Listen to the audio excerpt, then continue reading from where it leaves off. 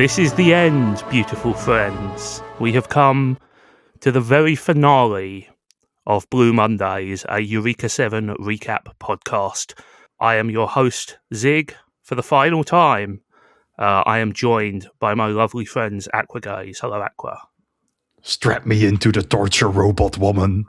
I am ready to die for the children. Yup. That's a pretty accurate assessment of what happens here. I'm also joined by the lovely G. Hello, G. Or you can embrace the other type of cool, toxic masculinity, which is, you didn't win, I shot myself first. I have extensive theories about the I shot myself in the head part of these episodes, which, let's just say, go way deep into toxic masculinity and also memes.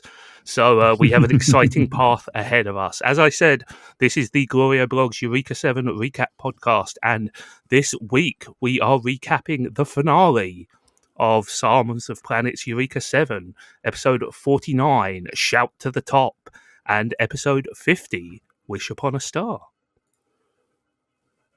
It's the end, guys. How do we feel about the end? Well, how do we feel about reaching the end of the show before we get into any discussion about the actual mechanics of what happened here? Aqua Gaze, you're the newcomer to this, so in the broadest possible sense, were you satisfied with this finale? In the broadest possible sense, yes. I would say that I'm a little bit surprised at the sort of, I wouldn't call it a hard swerve, but they do tend to go whole hog in that they simply abandon all pretense of being a logical science fiction story with things like clear explanations for why things happen and even coherent character motivations, and they just go entirely in on the vibes, on the themes, on the do you get it part that has of course always been a part of Eureka 7, but I don't think I expected anything else, but I do also think there are some weird curves and developments that the plot takes here where I'm just not really necessarily understanding why these things, or not necessarily why they happen, but what more they add to the message that the show has already very clearly sent, if that makes sense. So what you're saying is, you need to do a proper wiki dive here. You know, you need to. I mean, the thing is, I am someone who is inclined to do that kind of stuff, and it's not something I'm proud of, right? I do not think that series need this kind of ending explained kind of content in order to justify their existence. And I think that in the broadest sense, this is the only ending that Eureka 7 could have had, right? This is an ending that is well and truly about what the show is about. But I also get the feeling that I sort of just lost my ability to truly track what was happening in the story. I think that's probably fair to a certain extent. I mean, you know, personally, like, you know, going back to this reminded me, like, I mean, the whole journey of watching Eureka 7, right, has reminded me how much affection I have for this show in general, but the ending especially. It's, you know, it's very vibes based, right? It's very vibes based ending, you know, and you know, you know, before the era where we would have even used that terminology, but I think, like it's, you know, like, you know, not to like defend it through pure, you know, emotions, but like they're really good vibes, right? Like I remember, like I've always remembered like really loving the end of Eureka 7, and I think some of that is the journey, right? Some of that is that, you know, this was a show that had the time and ability to explore the motivations and developments of these characters, and as a result, I think the ending kind of just being that the power of love transcends the laws of the universe. Oh, spoilers! Work, in for this show, right? Like, this is a show. Right. Again, I say it every time, right? This is a big feelings show, and it's a big feelings ending, and I truly love it for that, right? Like, it's a little messy, definitely. It's a little. Despite the fact that I have 50 episodes, somehow the last few episodes still feel kind of perfunctory is not the right word. Mechanical at times, right? Like despite the fact that I had 50 episodes, what do we do with those weird orphans that Dewey picked up? I don't know. Captain Jurgens adopted them, I guess. They were never a truly important. Even calling them a plot point is kind of a little overstated. Okay, but also let's be real, right? The whole conversation between Holland and Jurgens in the 50th episode, where he's just like, "Oh wow, those kids were from Warsaw. Wow, yeah, that shit was great." It's like, come on, dude, like. We're really fitting this exposition in the opening minutes of the last episode. I don't mean to litigate that now. What I'm saying is that that's just an example of, yes, I think if you want to take a certain sort of analytical, surgical lens towards Eureka 7, I do think there are definitely aspects of it that maybe don't hold up to scrutiny, but I think what it accomplishes with its emotional arc is so impressive to me. Even now, seeing it again, a full on 20 years later, I can't help but love it. Like you could spend the next 2 hours dissecting this show, and I'd still go, yeah, but then that really sweet song plays in episode 50 when Nervash Spec 3 shows up, and.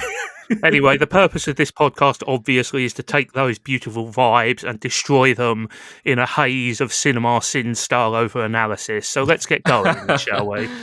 Beautiful vibes destroyed with facts and logic. Yes, that's exactly the purpose here. We will begin with the penultimate episode 49, Shout to the Top. Aqua, do you have any idea on the musical reference for this one? I get the feeling I should. It's not that famous. It is not an electronic song, I will tell you that.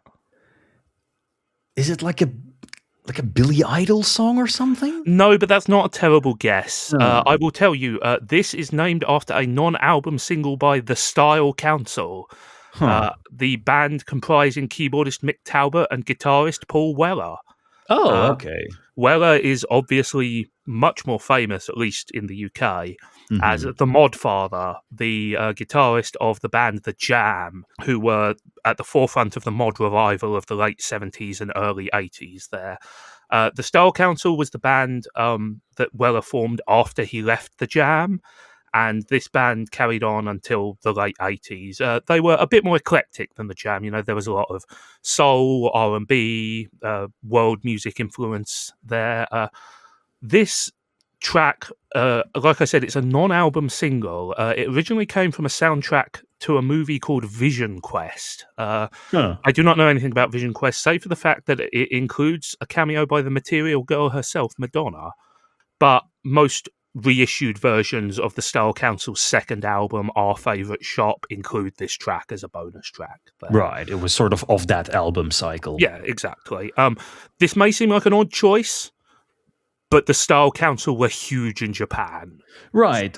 So, and also, many such cases. Yes. As much as this show has its feet firmly planted in music, it also sort of occasionally pays homage to the Britpop scene, on which, of course, Paul Weller was an enormous influence. Yeah, and I mean, more broadly, there are echoes of the 60s, the Summer of Love, the British invasion, and although Weller is not a direct link to that, of course, he was very much a revival of the mod scene that was an important part of 60s British culture.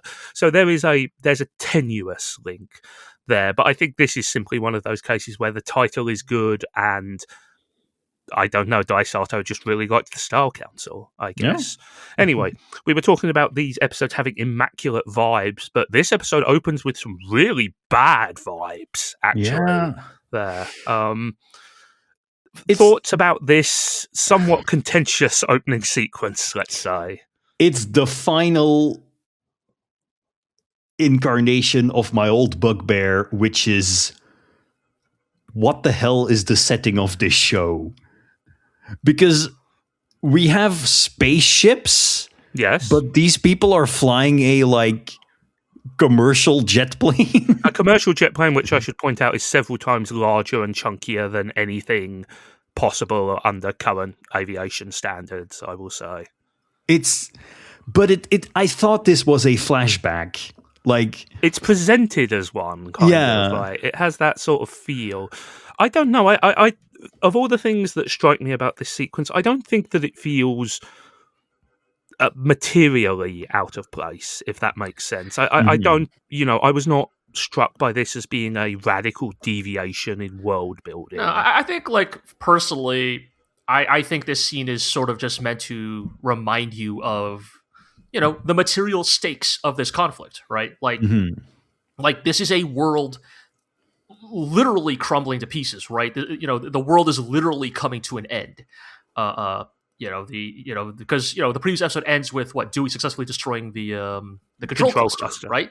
And I think, because the show doesn't really get into it other than this scene in these last two episodes, right? I think this scene is kind of important to show you and remind you. I mean, look, I don't think you need to necessarily be reminded Dewey is a villain, but I think this scene exists to remind you this is the consequences of his actions, right? For all his bluster, for all his rhetoric, and as he even admits, right, at the end of this episode, Dewey just kind of wants to kill a lot of people, right, for his own megalomania. I think it's also an important reminder that the scub coral is dangerous and is unconsciously, admittedly, but is unconsciously causing harm as retaliation for this, for what is being done to it, right? And it, I think it also serves an important atmospheric thing, which is to set a sort of doom-laden tone for this episode, right there. This basically comes out and gives you an idea of what the approach for these final two episodes will be, which is, as we've already said, vibes based. The children suffering from desolation or what is it called? Desperation disease. Yes, they suddenly wake up. There are things. Is it explained why? Is there a logical link between the control cluster being destroyed and those people waking up? No, not really, but it gives this sort of apocalyptic vibe, right? I think you can infer that the destruction of the control cluster, the destruction of the central intelligence governing the Coralians, we knew that the desperation disease was linked to the intelligence of the scub coral in some way, right? That's why the desperation sickness patients are drawn to compact drives, because compact drives are direct channeling of the power of the scub coral. Did either of you notice that there is some symbolism in this scene as well? In what regard? Yeah. So the books, did any of you notice the books? That they're blank, right? Yeah. Well, no, we only see that they're blank for Deckard's subjects. But yes. Specifically, everybody who dies shows up holding a book, or someone is holding a book for them. Yes. I did catch that, right? Because also, what's his name's wife also has... William and Martha are back. Yes. Everybody is here to die. Well, to die. Yes.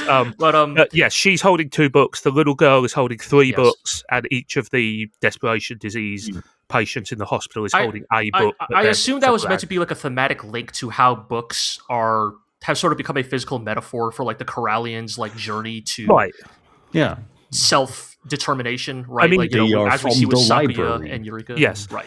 I think it's also possibly a suggestion that these people did not die but were absorbed into the Coralian hive mind, right? Because the recurring motif of the library as the as the Coralian hive mind, right, is something that we've seen over and over again, So the show doesn't give any indication either way. They are certainly dead in the conventional sense, one way or another. I did like upon some further reading, I did see some, when we were talking about like, who are those people in the library last episode? One theory that none of us, I think, remember to bring up is, are some of those people actually victims of desperation disease? Right? Like, is that also very possible? Yes. Like is the reason they are catatonic in our world is because their minds have effectively been drawn into the control cluster? But again, no hard answers here. But but I think the symbolism is overt enough and obvious enough that that it speaks for itself to a certain extent, right? I think that this sequence is very effective at setting the tone. I think it's a pity we have to see William and Martha again just before they're wiped out. That bit in particular seems a little needlessly cruel to me, but maybe that's just because I'm very fond of that episode in particular. I do think that like that scene, maybe to me, hints that not intentionally, but are victims of desperation disease almost like, in the same way that the End's big weapon was a targeting beacon for the control cluster, are desperation disease victims targeting beacons for the Coralians? Because each scene where like we show all that destruction are happening in places where there are people like afflicted with desperation disease, right? Like, I think it's more to do with the fact that, as we previously said, that the people with desperation disease are in some way connected to the control cluster. Right. And that's all I mean, right? Like, I don't necessarily mean like, this is, not to go like lore analysis on it. Again, this is a vibes-based show, but it does seem like that's a very intentional decision, right? Like a message is being sent with this symbolism and the choice to include this scene, and I think what it shows is that even without malice, the scub coral has been damaging the planet, right? The antibody attacks, even though we think at this point, and we know later on that the scub coral is not inherently malicious, it is such a powerful force that the fallout of the things that it is doing and being done to it are damaging to it, And also, we have talked all along about the desperation disease patients being sort of a metaphor for the sickness of the world, right? And the destruction of these people as Dewey is coming very close to destroying the entire world is sort of an extension of that, right? Like, these people are dying basically as soon as Dewey is on the verge of triumph here. So I think this is it's an appropriate extension of the metaphor here. How these people are dying is interesting as well. It turns out they're being killed by giant pieces of debris from the destruction of the orbital superweapon Oratorio number 8. But it turns out that places of high population are being struck deliberately because as the debris falls into the atmosphere, the trapars are being artificially manipulated to guide them. I think that's kind of neat at the same time as it's super horrifying. Right, like this is not just random debris. It's like practically homing in on specific locations. Yes, I think it's Woz who mentions that there are 157 remaining towers, which are basically cities, and the debris has already destroyed 31 of them. That's a pretty wide scale of destruction. Many of you have died, but that is a sacrifice that Dewey was willing to make. Yes, exactly. Yeah, basically. A couple of other notes here of just little things. They note that the hole that Oratorio number 8 blasted in the earth is 100 kilometers across. That's even by super laser standards, that's a really big laser. I think that specific number has the power scalers have really run away with that one when talking about the destructive power of Oratorio number 8. Yes, that's a super robot number. Yeah. We'll talk about things that feel very, very super robot adjacent in these two episodes. At the end of this show, the show had a choice to make, and it chose the super robot side. Let's be clear here. A couple of other notes here. I like that Lieutenant Matilda's desktop background is a crude buddy drawing, maybe by like a child, a son or daughter or something. Isn't, a nice little bit of flavour that just adds like a tiny little bit of background there. I like that Talho is the one who gets everyone on their feet again, which very much fits in with the thing we've seen. I think it's incredible that Jurgens decided to rename his ship the Super Izumo. Yes. It's awesome. It's 3 times as fast. Yeah, it kind of undercuts some of the pathos. Nah, dude. I mean, sure, but I think it's just look. All men were once boys, and I think there's something very funny. A very unspoken bit of humor that for all of Jurgens' bluster and proper military man presentation. What do we call the new ship? Super Izumo. Why not Shin Izumo at that point? It's just inherently funny when Japanese voice actors have to say super in English. Yes, it's just inherently funny. There, we find that out because specifically, they find out. Basically, Gecko and the Super Izumo need to go to the site of where the crater is, right? Yes. To stop Dewey. And Jurgens does the classic, you go ahead, we'll hold them off speech, right? Which, very noble and all, but this happens shortly before they note that there are 13,000 ships surrounding yes. Well, they hand wave it a little, yeah. Yes, they hand wave, the survival here, but yes, it's the classic robot stuff going on here, it's very good there. I do like we get a little freak out from both Renton and Eureka, but they're mostly fine, and I think that's good. That they react in ways you would expect when something really bad has happened, but they pull it together pretty fast, and I think... Well, importantly, they pull it together because of each other's reinforcement, right? And also the kids. Like, the kids hugging Renton here is a cute moment. It shows how they have grown close to him. And the Nervash decides, fuck this, I've got to do my own shit. Yep. Nervash is not out of the fight yet, Yes. And we also, speaking of ships with cool names, we also finally learn the name of Dewey's flagship, which I'm fairly certain has not been mentioned up to this point. Like, correct me if I'm wrong, but... It might have been. I don't know. Anyway, it's called the Ginga, which means the galaxy. I believe that name might have been dropped in an earlier episode. Okay, I might be wrong about that. This is the first time I remember it being called that. Anyway, Dewey's strategy here is a little unorthodox, where he's like, okay, you guys stay behind, only I will descend to the secret underworld because I'm definitely doing something legit, honestly, guys. No, this is fine. Because he's the chosen one, this is like standard. Like, yes, it is, he is quote unquote hiding something, but on the other hand, it's also just standard fascist blustering of I am your big leader, I have to do the important thing because only I can save you. Yeah, not to needle it too hard, but I do think it's very kind of a little goofy because Dewey's speech, he basically explains that without the control cluster, the Coralians only have a lifespan of 1,246. No, it's not without the control cluster. That's just period because we've heard that number cited in previous. You're right. Well, the point is that what he's telling in the speech is basically after the next 1,200 seconds, this will be it for the Coralians, right? Yes. So, it basically becomes a horde mode situation. And on paper, I don't exactly understand why Dewey had to descend down. I thought if he already blew up the control cluster, I guess it's to stop, it's to stop Renton and Eureka. Right, I guess that's it, yeah. I mean, combined with some things that we learn about what he's actually doing in a little bit, it makes a lot of sense there. And it also makes sense why he would want to do it alone. But yes, it's... Nervash manages to haul itself back to the... one thing I actually did want to add here is that it's weird the amount of emphasis they place on Jurgens doing his no, we'll stay behind and hold the line.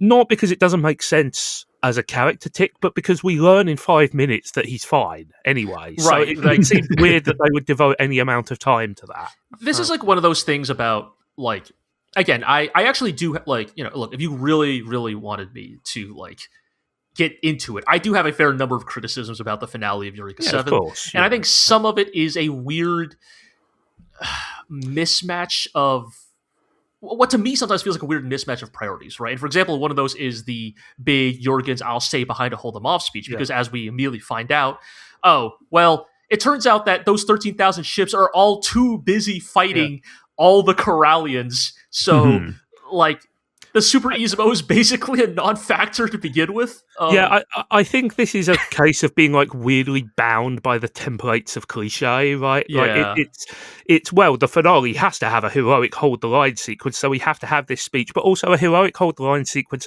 doesn't really fit into the narrative we're doing, but we have to do it anyway because we feel bound by genre convention. And to be clear, I actually do like Jurgens a fair bit, like, as a character, or at least what they do with him in these final episodes. I think he has great stuff in this last. He does, and so it's like I would not want them to remove that. But it's like the funny thing of, like, if you really stop and think about it, like, there are just entire members of the Gecko State who are just not present for the finale.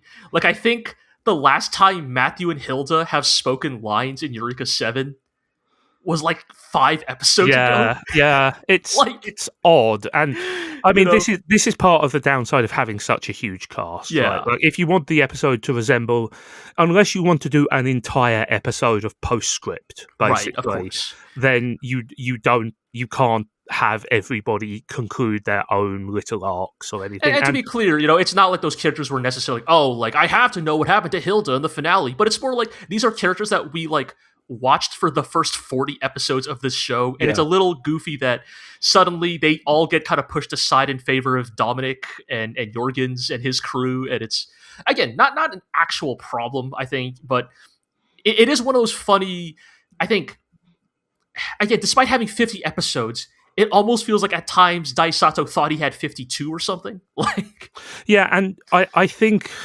the Daisato and his writing team are to be commended for resisting the let's do a conveyor belt of people having their final moment or saying goodbye thing, But yes, it does, like, it's very weird that we get way more was and jobs in these final episodes than, say, Hap and Mathieu or something. Yeah. Or that, like, Gidget and Hilda have nothing to do with these final episodes, even though they have consistently being portrayed as the people on the crew closest to Eureka, for example. Right, Where exactly. is Misha in these final episodes? And again, these are criticisms, but they are also, they are mild criticisms in the context of, I feel like they concentrated on what was actually important and some sacrifices had to be made. But it's interesting to look at the structure and see where those cuts had to be made, right? It's interesting to think about what you might have done differently. I think an example of that is this next little sequence, which is we get kind of a big, like, Holland contacts the Navash, and we get kind of a big deal of the Navash has decided it's going to make itself into a replacement control cluster so that the Scub Coral doesn't wake up and exceed the question limitation, right? And we get a fairly dramatic scene of Renton saying, no, it's a collective responsibility. We will all do this and become part of the control cluster, and maybe we can reach out to the Scub Coral metaphysically and find out the thing that we can communicate and cross the bridge between humanity and the coral and stuff. And all of this stuff is some real, like, final mission, heroic sacrifice stuff. I feel kind of bad for the kids. Like, nobody asked them if they wanted to do this, but it turns out they're going to get turned into coral anyway. Like, again, another one of those, like, funny situations where, because the kids have been with them this entire time, like, there's been no opportunity narratively to drop them off, quote unquote. So, like, sorry, you came along with us on this journey back in episode 42, so now we're going to sacrifice you to Coral God along with the rest of us there. And this seems like it should be a big deal, but it doesn't matter, like, 30 seconds later, because Dewey arrives and the entire plot shifts on the axis. Look, we need one last really, really cool mech sequence. So Dewey arrives, in an incredible moment, he fails to cluster bomb a static target despite having a cruiser's worth of ordnance on him. Like, look, I get that sometimes artistic license is important, but come on. It is a little funny. It is. You know, I guess maybe he was distracted. You know, we'll just say he was distracted with the arrival of the gecko. But yes, but it turns out that Dewey has on his side the most powerful of all weapons. Funnels. He's got funnels, baby. I told you there's look, there's way more Gundam in this show than you may think. Like they are not even hiding it here. Yeah. These are just funnels. These are just funnels. They're super funnels too, because they are both offensive and defensive weapons. Well, look, we all remember what the fuck Amuro's doing with the new Gundam and Shark's counterattack. Yeah, but in all seriousness, it is it's a fun escalation because they hand wave like, oh, the new latest military prototype weapon or whatever, right? And so it works as an escalation. Yes. Again, because Dewey is not, unlike other mecha anime, the final boss of Eureka 7 doesn't pilot his own mech. And because, but in all seriousness, because we don't have that narrative function of like Dewey having his own mech to duel. Yes. Holland. The ship is his mech, effectively. The ship is it, right? And so it kind of makes sense that this is a good escalation for a, I guess, conventional final boss, shall we say? Yes, it's an excuse for like one last attempt, one last chance to go sicko mode with robots, and like how many Etano circuses can you handle? No, let's have more. There is some the bit where the gecko dodges the initial barrage and just sort of falls sideways. Yeah. And like, I know the laws of physics are meant to be kind of in flux here, but there's some stuff happening there that just looks plain wrong. I mean, it's so cool because battle in these. Yes, yeah. God, I wish I could remember the name of the maneuver. It's basically what the gecko is doing is like unironically inspired by a real life dogfighting technique. I'm sure it is, like, where you just flop out of the sky.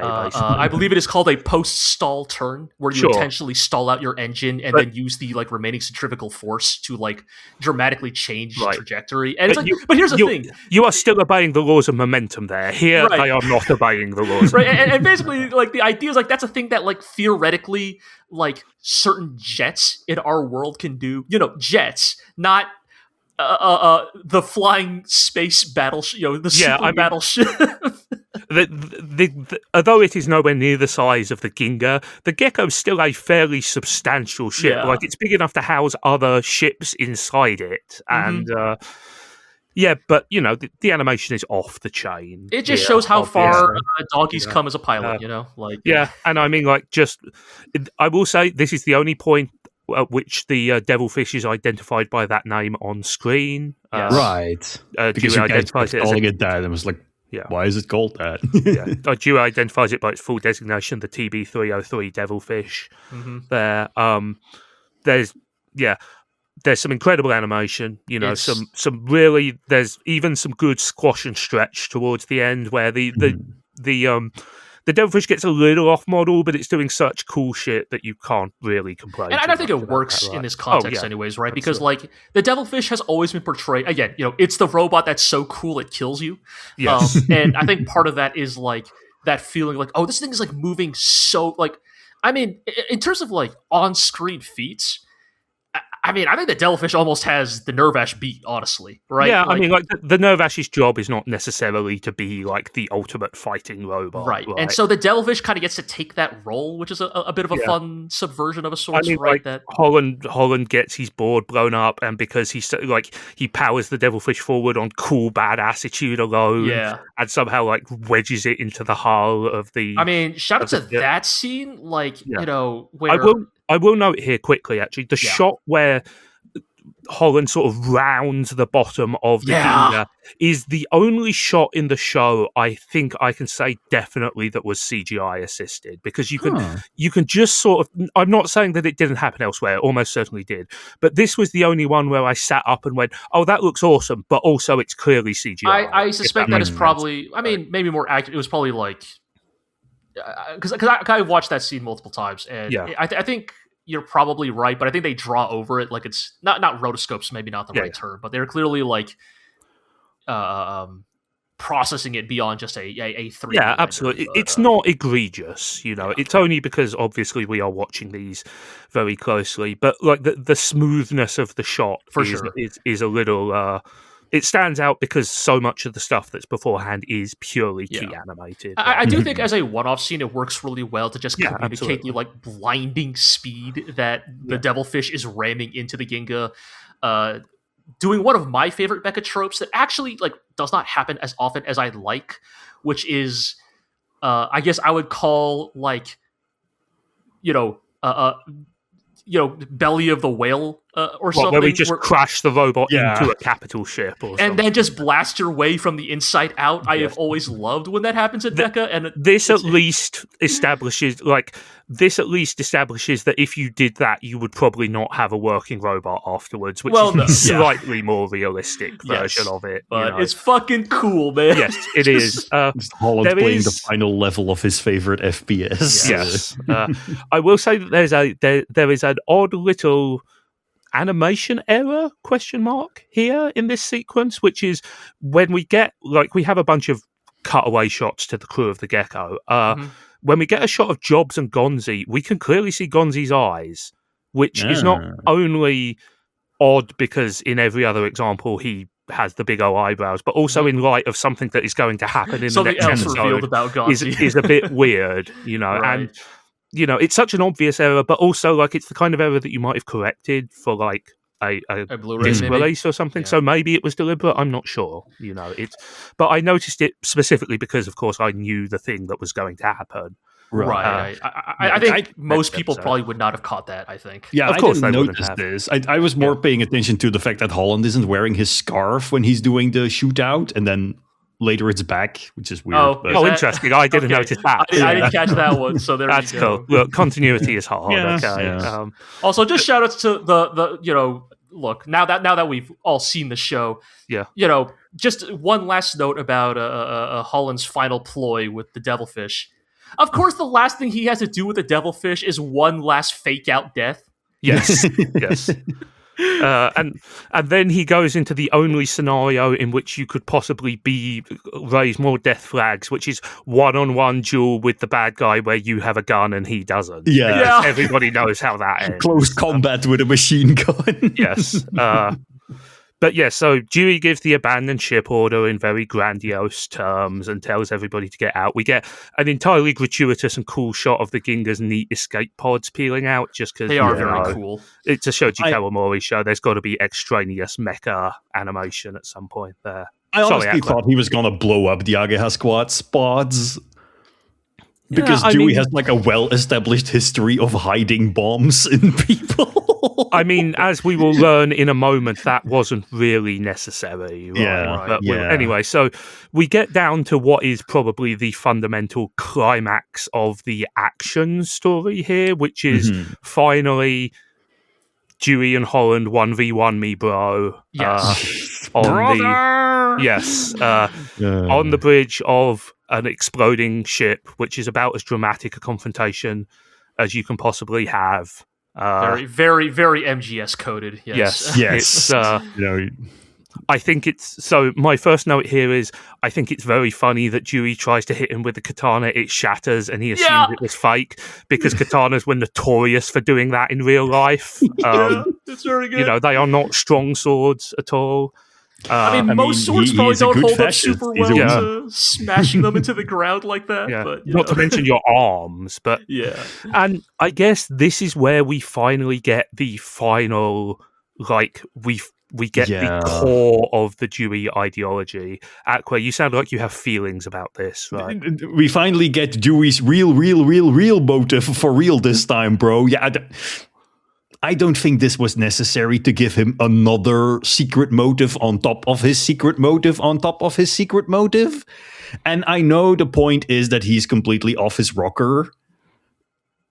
But this felt to me like, I don't get it. It doesn't add up to me. Why? So now he okay. Let me explain it in these terms. Okay. The planet is a woman. And Dewey is, if she breathes, she a thought.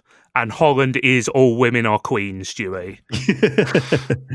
That's kind of it, though, right? Yeah, yeah. I mean, I get it, right? His idea is, our planet was violated, humanity was humiliated by the scub coral, so we need to wipe it all out and start again in order to emerge superior. You see, that's interesting to me.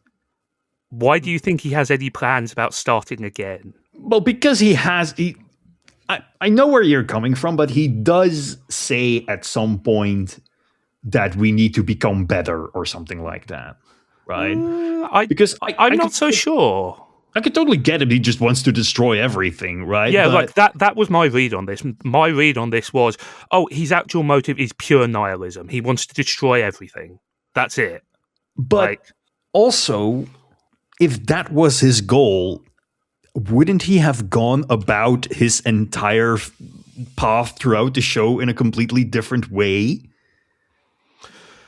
I think that's always possible, right? I mean, like, there are certain contrivances to be made for the sake of the story, but at the end of the day, his goal was to get to the core of the scub coral, right, and then destroy it so that the question limitation would be exceeded and everything would be wiped out effectively. Like, let's be clear, he hates the scub coral. Humanity, he can give or take. He doesn't really. Well, that's not really right either, though, is it? It's. I mean, the vibe I get from Dewey and his like quote unquote reveals here at the end of the episode is, I think Dewey strikes me as somebody where, like, if he had been completely unopposed, he would have been happy exterminating the scub coral and becoming, God King of the New World Order in the sense, like.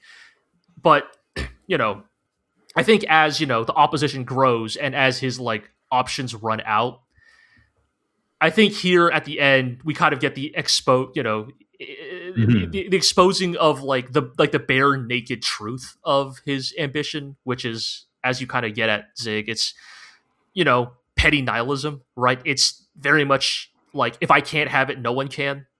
Yeah, I think that's a fairly good middle way between like Aqua's take and my take, right? I think it's I think what is clear here is that the revelation here is that for all of his high-minded talk was always hollow, and we, the audience, knew that. Yes. But this is kind of like an internal revelation as well. He's not in it for power. He's not in it for destiny. He's not in it for like his kingship or his godhood or whatever. He's doing it because he has like this misplaced sense of violation and because he can't stand the idea of humanity living as a tainted race, basically. Yeah. And does that make sense? No, absolutely not. But he is insane. And, it's an insanity rooted in a very believable kind of misanthropic worldview, right? And, absolutely. I'm sympathetic to your argument that this wasn't necessary, right, Aqua? I think that... Go for it. Yeah, I just think, like, it's not necessarily the motivations, it's mostly what follows after, like the revelation that he has a compact drive in his chest, that if you kill him, it will blow up Eureka and Anemone, and Dr. Bear somehow knows this or has figured this out, and it just kind of sounds like we needed to add a cliffhanger for our penultimate episode, right? And it just sort of registers as there are so many contradictions in or confusion in what does Dewey want, what does the scub coral want, what is the question limitation good or bad? And I think, like, to a certain degree, it's supposed to be confusing, but it does sort of muddle everything at the end, right? I thought I was following along with a story about these ideological conflicts about what to do about coexistence with this species, but in this episode, and especially in the next one, you just get a more sort of abstract view on that I'm not necessarily opposed, but I find it jarring. I find it strange that the show has made such a it has found its own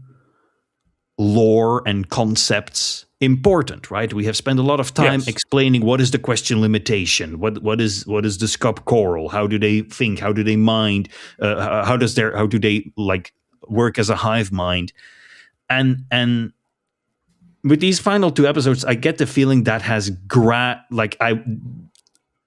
get the feeling that understanding the different factions and concepts of the world was within my grasp, and now it has just sort of slipped away, and it's all just sort of, it's just vibes, right? Well, I think that the concepts and the ideals become more abstract in these final episodes, but I think they are consistent. I think that the show is still, I think this finale is consistent with the idea that it is about coexistence, right? It is about learning and understanding. And Dewey still works because, to me at least, this final reveal is not just a revelation that he despises coexistence and like sort of living alongside the scub coral for practical or even material reasons. Like, he doesn't hate the scub coral because they would be a check on his power, or because the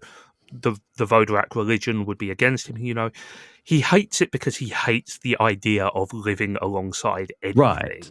Everything is a zero-sum game for him. Right. There can only be one superior race that dominates everything. Exactly. Right? So in that sense, sort of Dewey has sort of been refined to the purest form of the argument, right? Like it's the very root of all like racist and outsider ideologies, right? Like, this thing is bad because it's not us, and because it's not us, we can never cooperate. There is no symbiosis possible. We will never live alongside this thing. And in fact, the fact that we have already been living alongside this thing, the fact that this thing defeated us before, has irrevocably tainted our race. Humanity no longer has value because it has already been beaten by the other.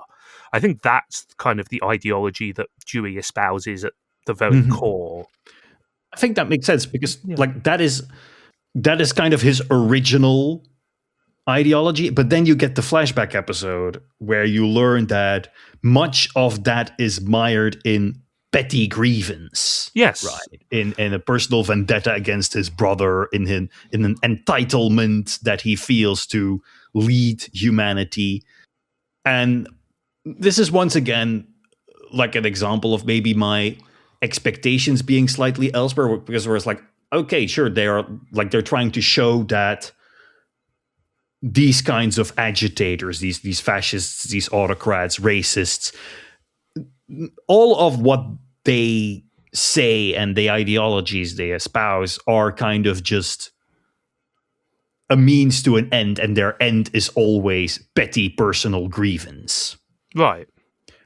And here it sort of comes back to, yes, but he is still also like actually super racist. And that is fine. That is correct. I mean, many of these fascist far-right grifters are just espousing their talking points because it makes them money or because of petty grievances, but they also do really actually believe those bad and dangerous things. So it's kind of like they're peeling back the layers of the onion, and at some point you don't know what is at the core of it and what isn't. And I guess that's interesting. Yeah, I mean, I think forgive me if I'm incorrect here, or correct me if I'm incorrect here, but what you're trying to say is that you felt like that with all the backstory and all the kind of like diving into Dewey's character we had, you expected something more from him than perhaps just this sort of very base motivation? That's the thing. I don't think so, because I do think that in real life, people who are like Dewey, it sort of just comes down to that. Yeah. Hatred is irrational, right? You cannot justify it or explain it through a backstory. So, and the thing I have always seen about Dewey, about the extensive backstory with the military role, with the prophesized king stuff, with the hatred against Holland and all that stuff, is that these are important because they were the things which gave him the justification to act on the things that he has always felt. They are the legends that he constructed in his mind to persuade him that he was noble and righteous to take this action. They are important because they explain the how, not necessarily because they explain the why. Right. And I do admire the show for not trying to do a sort of last minute showing of his humanity or giving him a relatable reason for doing what he is, and for sort of just acknowledging that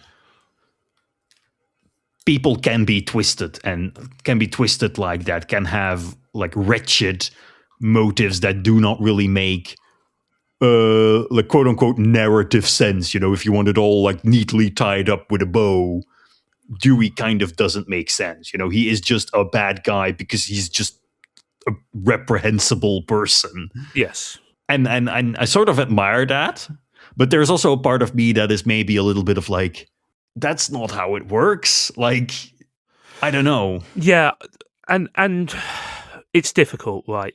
Because I think all along we have talked about the social and political commentary of Eureka 7, but I don't think that was ever the driving force in the mind of its creators, right?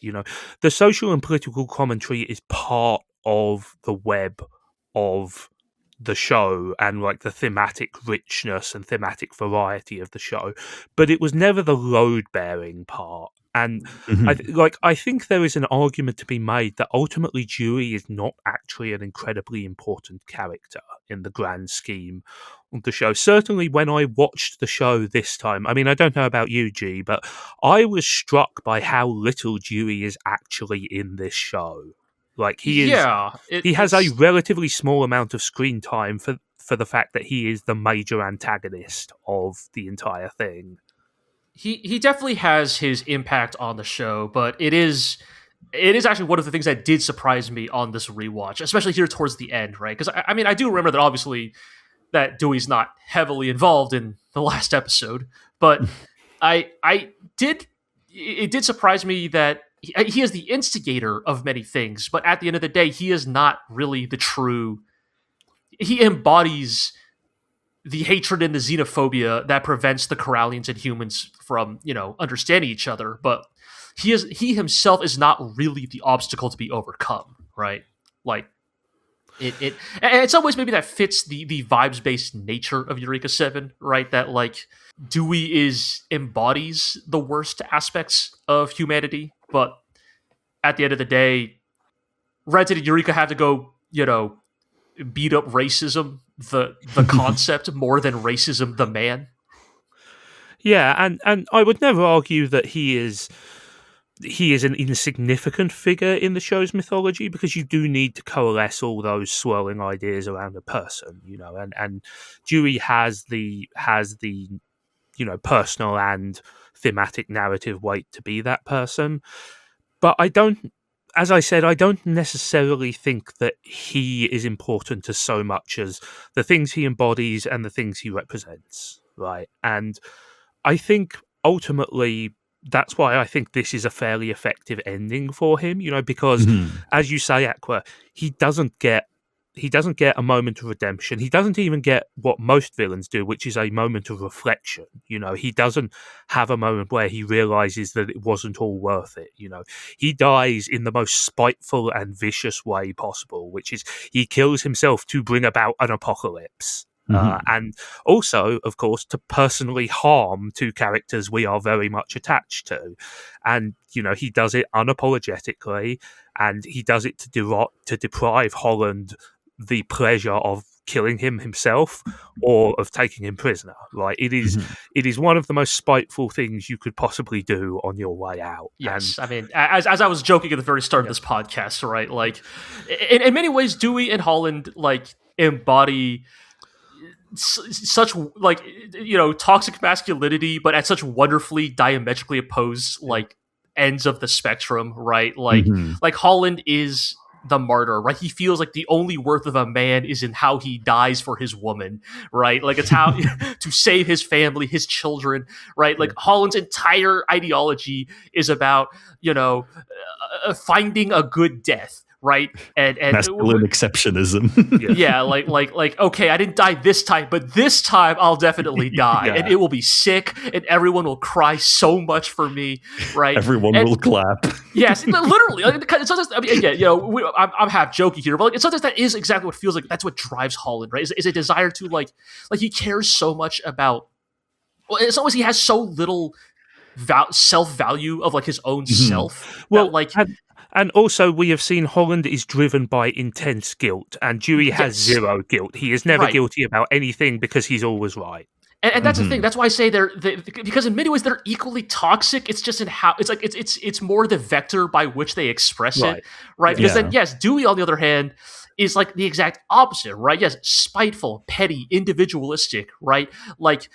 It's not like it's not enough that I should win. You need to lose, and if it looks like I'm about to lose, I would rather kill myself than live with the indignity of giving you the win. Right? It's and I think it's also telling that despite everything, Holland is distraught. Right? Yes. Like he is still upset. He is still because blood is thicker than water and all of that, and he is like, you can imagine Dewey killing Holland and laughing it off instantly. Oh yeah. And like in the heat of the moment, Holland was absolutely prepared to kill Dewey, but he is still very distressed about how his brother went. And I will say, although in line with classic cinematography, they do not show Dewey shooting himself in the head, they do show the aftermath, and it's pretty gruesome. And it is. And I think, I think I'd forgotten what a good couple of episodes these last episodes are for Holland. In a sense, like he has kind of been on the back burner character-wise for a little while. Obviously, as he has been in his martyr mode, and we've been concentrating on Renton and Eureka, but he really comes through in these last couple of episodes in a big way, I would say. I think Holland is kind of like my favorite character in I this think show. That's a perfectly defensible choice. Not just because he has an interesting character arc, but also because he's really funny.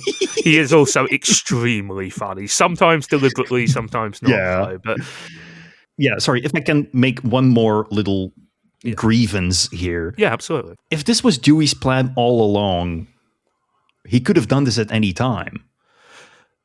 I think that assumes that this was his plan all along. Right. Again, that's what I'm getting at when I was saying earlier that I think if he had been unopposed, I don't think Dewey kills himself in a world where there is no Gecko state. I think he is content to sit on the throne as, leader of a new world order. Yeah. I think killing himself here is very much it feels to me like a contingency, right? Yes. Like if everything else fails, I still have this.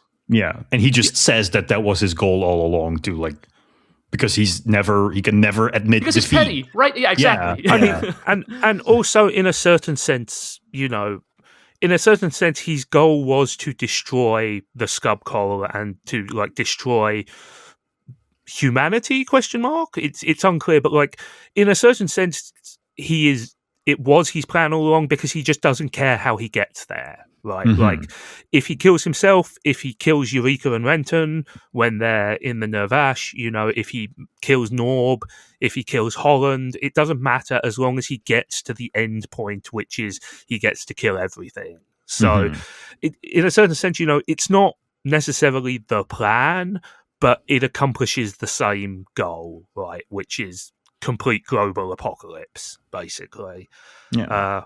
And, we have seen that he's a smart guy. We have seen that he has contingencies. This is the ultimate contingency, really. You know, I'm sure that there is a version of this story where he used it as like blackmail fodder, but here, you know, he knows his goose is cooked. You know, we haven't even mentioned that Tauho rams the gecko into the bridge of the It's Ginga, very cool. because we just need to have every single mecha cliche at once happening. Hell yeah. They do a freaking reverse like Cassilia on him. Almost, yes. But yeah, like he knows his goose is cooked anyway, right? So again, he goes out in the most spiteful possible way, which is, I'm going to destroy the world, and I'm going to do it by screwing over the one girl you've tried to protect all this time, basically. Mhm. Yeah, he's a real piece of work. Makes sense. I will point out one really nice little touch I like here is the next episode preview for this episode is all just text on a white background. It's just as the narrator speaks, the text appears on the white background, except for one shot at the end, which gives the game away, but also kind of doesn't, because, you know, what were we going to do? Anyway? What else? How else was this show going to go? Exactly. You know, I do think the text is not actually what the narrator is saying. It's all the previous episode titles. Oh, I did not realize that. Because you see 2, 3, 4 for the experiences. Oh, that's cool. I did not notice that. I just assumed it was what was being said. I did see that, but I wasn't 100% sure, and I didn't bother to confirm. But that's neat. I like that. Again, a nice touch. Also, I guess we should just say, technically, you know, the actual last scene of this episode is Dewey dies, which activates the necklace around Anemone and Eureka. I mean, I was kind of going to talk about that in the next episode, but yes, it activates the weird gold ring necklaces, which we have noted since the very beginning that Eureka and Anemone have worn and not taken off at any point. But definitely not bomb collars they've been wearing all this time. Yes, definitely not. But yes, well, some stuff happens to Eureka, but as you say, we could get into that in the next episode. That next episode in question is, of course, episode 50, episode final, Wish Upon a Star. Aqua, tell us about Wishing Upon a Star. Disney. Yeah. Yes, this is...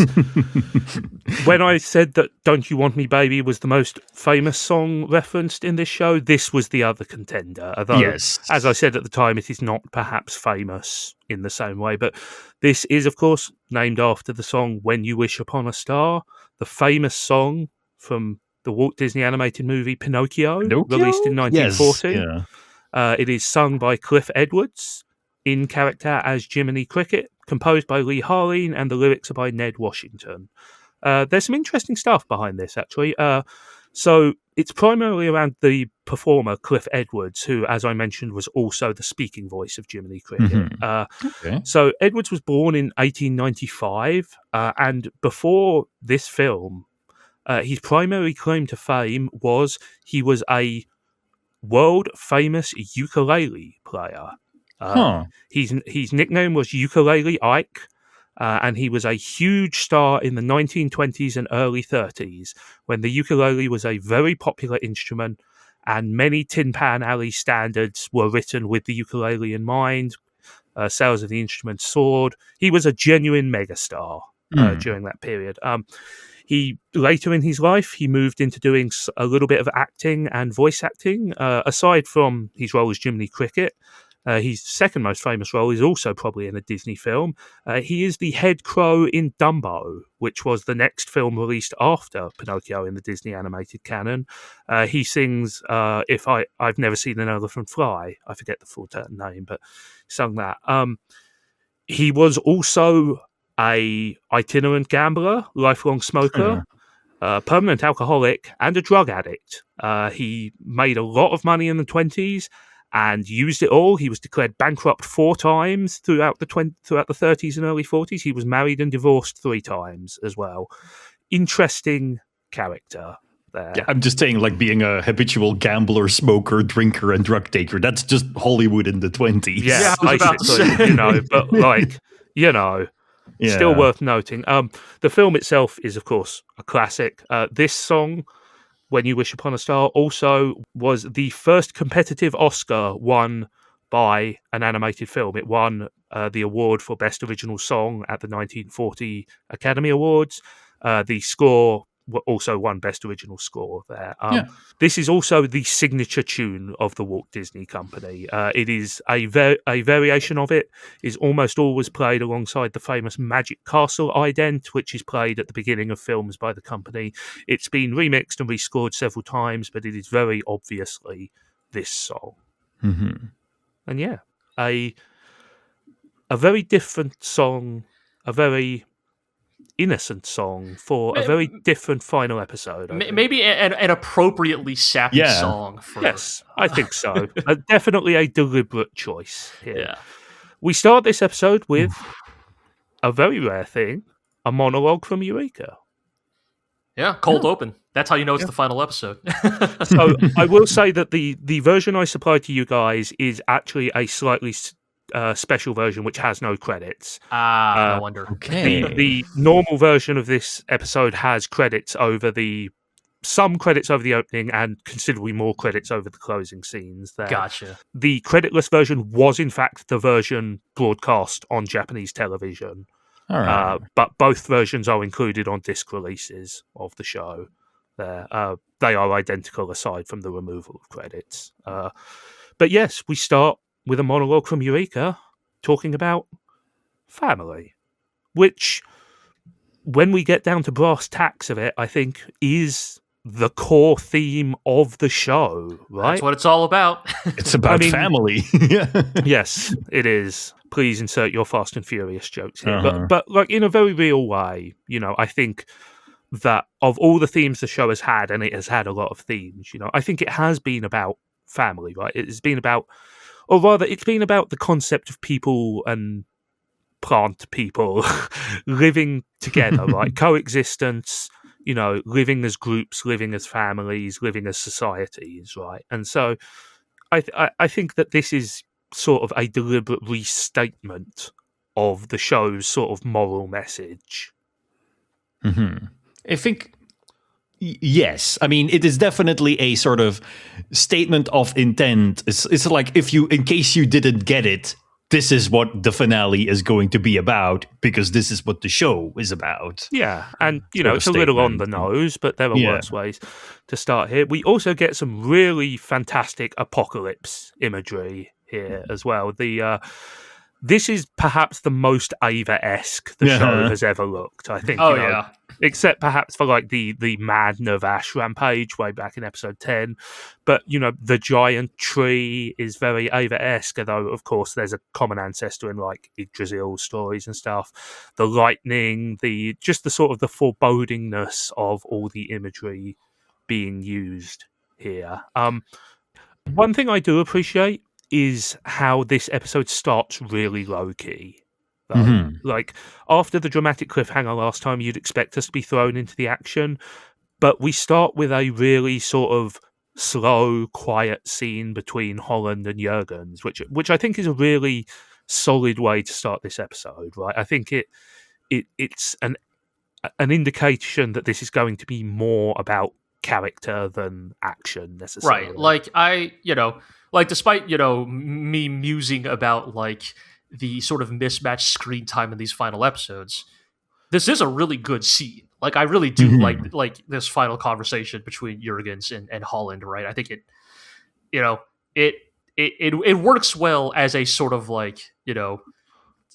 these sort of classic responsibilities of adults, in the world sort of situation, right? Like it's as we have to step up, right? As the world begins to fall apart, or even if the world begins to fall apart, right? Even if our mistakes are what led to this point, it is on us to step up to the plate.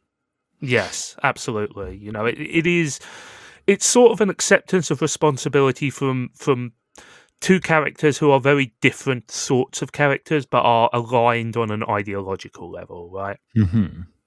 In a way, I really do appreciate that the show seems to, in a way, acknowledge that the story is over, right? We have had our climax, and this episode is a bit of a denouement where we do, of course, still need to save the world, but the show knows you're smart enough to know that the world will be saved. Yeah, like nobody is ever really in doubt about how this episode is going to end, I think. Yeah, so what they do is sort of take things a little bit more low-key, to the point where I was almost surprised that there is still some like cool action in this episode, to sort of acknowledge what really matters in the end, right? What the show wants to be its final statement. Yeah, absolutely. And this, I think this this conversation between Jurgens and Holland is very big on sort of a fatalistic optimism, if that makes sense. I think there is an acknowledgement of that tremendous damage has been done, but also nobody, even though the world could potentially still end, nobody is talking about the end of the world. They're talking about what they're going to do with the rest of their lives, and that's sort of inspiring in a way. I really like that we see the Agaher squad here still brainwashed and like talking their weird savior complex mess, even though we have just seen that Jury was probably going to kill everyone, and like all of the go and be the vanguard of a new society stuff is just absolute and utter bullshit. And I think that Jurgens choosing to say, "Oh, I'm probably going to adopt those kids," is a really surprising twist for the conversation. But the more I think about it, the more I think it makes perfect sense, right? It's like G said, it's a little bit rushed, but it totally makes sense in a way that Jurgens acknowledges that he may have turned to Dewey, but he also acknowledges that he is in a way complicit in ruining the world for these children, right? He was a part of the military machine that led to Dewey's rise and fall, and also that probably enacted the ethnic cleansing that in Warsaw that the Agaher squad children were a victim of. Well, I'm not so sure about that, because remember, he lived in Warsaw. Right. We knew that. Is like true.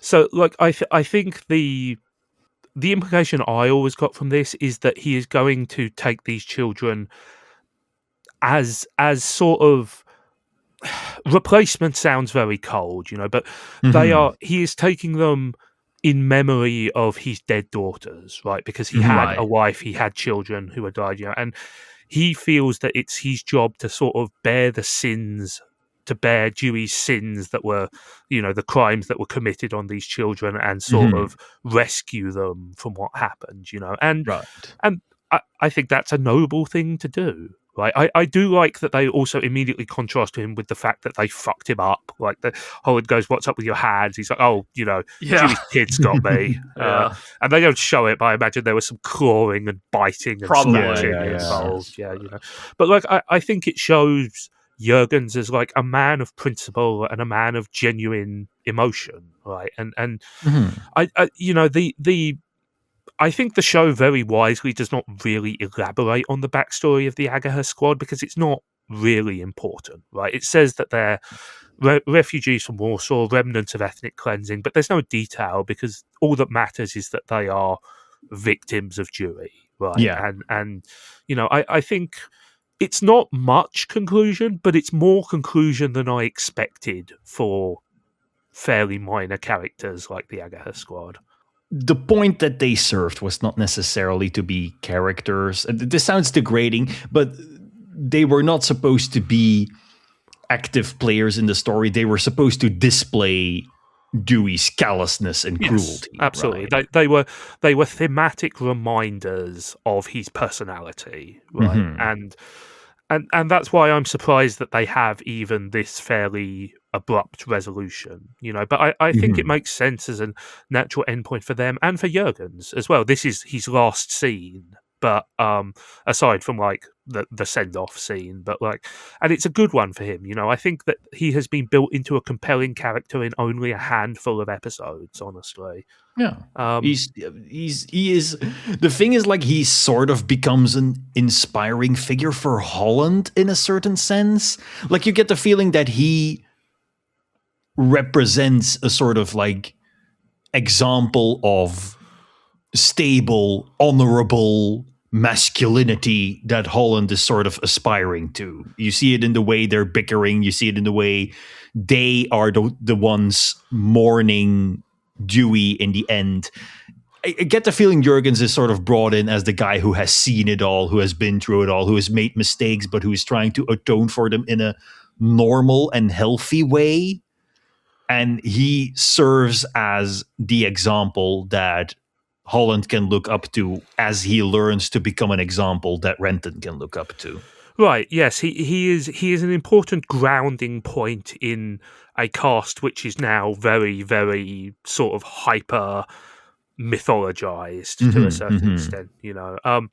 We also get his inauspicious reunion with his erstwhile protege, Lieutenant Dominic, here. The only note I have about this is, couldn't somebody have found an Emily pants? Like, come on. She's girl. She has to wear the girl clothes. You can get the sexy evil woman out of a girl, but so some of it sticks around there. Yeah. Anyway, we get some very perfunctory explanation about the collars, which are on. They use the CFS system that reverse transfer. They're magic. It's complete horseshit. Yes, it's a dead man switch. Yeah, I mean, like, well, the collars are not dead man switches. Well, Dewey's, right. but yes, but the net idea basically behind the collars is that whoever's wearing one has been set up to be a replacement control cluster for the Coralians, right? And then the plan originally was that once they become the central control cluster, Dewey will activate, a sort of poison pill within them to destroy the scub coral from within, right? Whether that bit's true or not is irrelevant at this point. The point is that Eureka is being converted into a new control cluster for the Coralians, and there is no apparent way to stop it. How is Dewey doing this? It's magic again. It really doesn't matter. This entire episode is just, it's magic. I ain't gotta explain shit. Like, kind of, yes. And I don't even necessarily say that as a criticism, honestly. Right. Because to be clear, I think on a like meta contextual level, this exists because the show was never going to end with Renton and Eureka shooting Dewey with a love like Sekiha Tenkyoken, right?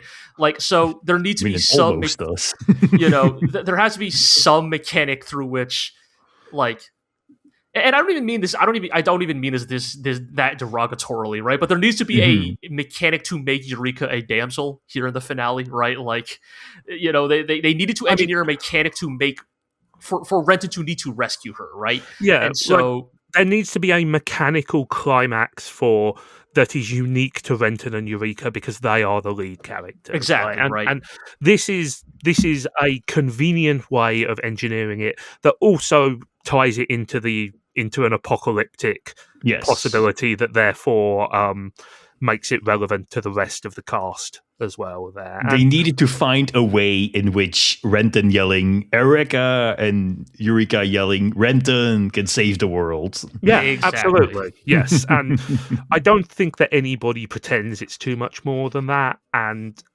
again, like, I think much more than the previous episode, that the critique that this finale is entirely vibes based is true for this episode, because how has Dewey made this happen? It doesn't matter. It just doesn't. What's important is that we know that Eureka is still alive in some form inside the coral because she is sending coded Morse messages through through the compact drives or something like that. Something like she's reaching out through the hive mind. Yeah, she's resisting her. Yeah, she's resisting her integration back into the coral into the scub coral hive mind. There's a very important moment here, though. We get a final plug for Pizza La. Very, very important. Yes. There. Who delivered these pizzas? Look, some things man was not meant to know. Okay? Look, that's why you didn't see Hilda and Matthew at all in the last few. Yeah, they were sent on and that's why you don't see any of the other LFOs, right? I did think about that. I was like, obviously this is a bit of a Z fighter situation of how come Yamcha and Tian didn't contribute, right? It's like they have a whole fleet of LFOs, but by the end of the show, it's basically just the Devilfish and Nervash show. But do they weren't they destroyed in the? Were they? Oh, wait, were they destroyed during the attack during the? Holland. Infiltration? It's implied that Holland blew them all up, right? Well, Holland's LFO got destroyed, right? Because he was drawing fire, but I thought the orange and blue one. Got away. The 606 and the 808. But, yeah. But I honestly cannot remember. It does not matter. This is a stupid joke. I'm just like, that's why you don't see those LFOs in this episode, because they were on a high speed pizza run. Also, this isn't a great advert for Pizza La, because it tells you that Pizza La is not good enough to make you forget that your girlfriend your depression consumed into a giant world-ending apocalypse tree. They are the Waffle House of the Eureka 7 universe, right? What? All the Their fights food happen may there? be bad, but they are always open, even when the apocalypse is happening. I am trying to figure out the mechanics of this scene, right? So were these pizzas brought out in the expectation that there would be a celebration party? This discussion is everything I wanted from this podcast. Because they have multiple pizzas out, obviously untouched. They also have drink cups, right? Untouched. Well, no, maybe they're ready meal pizzas from their weird gecko shop, which still right.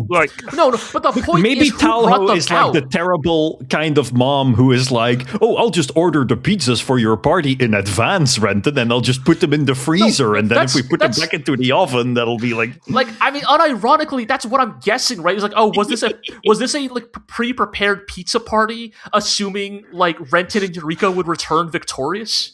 Hey, you saved the world, pizza party. And now Renton has to have the cold pizza, sad cold pizza. Yeah, without his girlfriend. The mind boggles, honestly. It doesn't matter anyway, because none of it's been eaten. None of it's been eaten. Turns out perhaps there are more important things to do. Yes, more important things, one more Holland domestic abuse fake out. Honestly, I think this might be my favourite scene in the entire episode. Yes, that's a fantastic scene. Because it is so... I don't think you ever really believe that Holland is going to clock Renton. No. But it is such a brilliant demonstration of how both characters have evolved in the dozens of episodes since, right?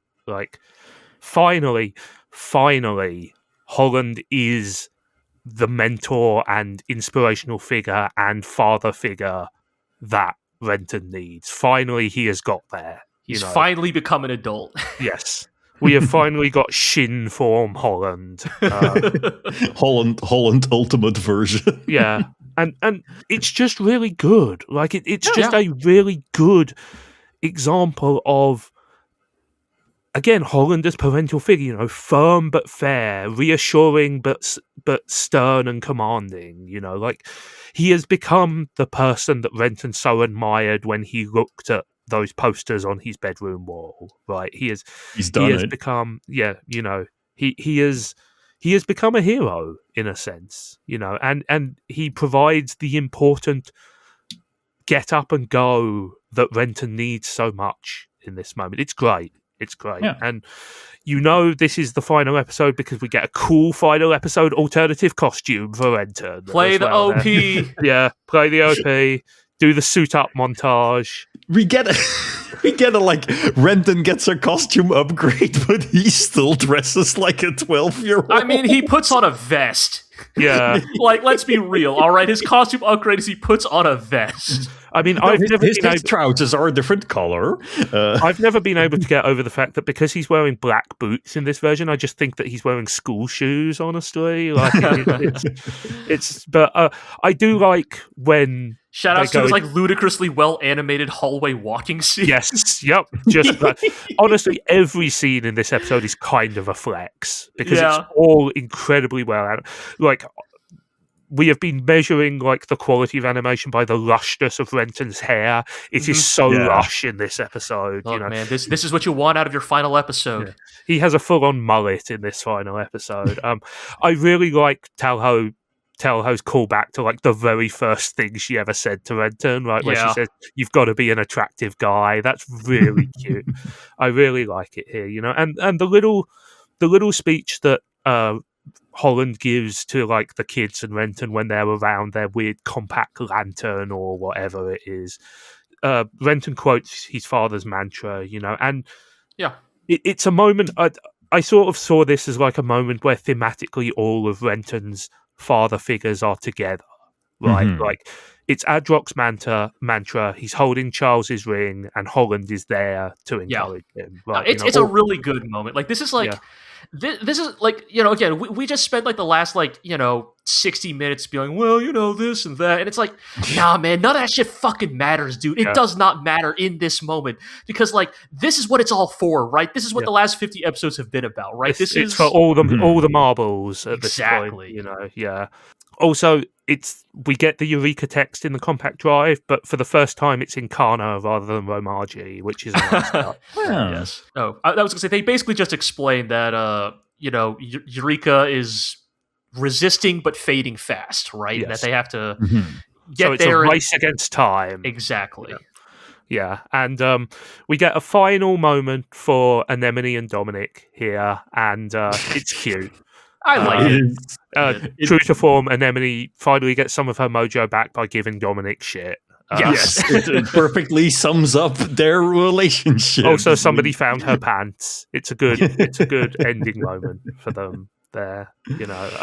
So this confused me a little the first time I watched the episode, but when I watched it back again, it makes a little more sense. I think what is happening here is the top of the tree is in space. Right, I think so. Yes. So what the gecko is doing is to get to the top of the tree, they have to fly away from the tree and find a point where they can do their point-to-point, like suborbital launch there.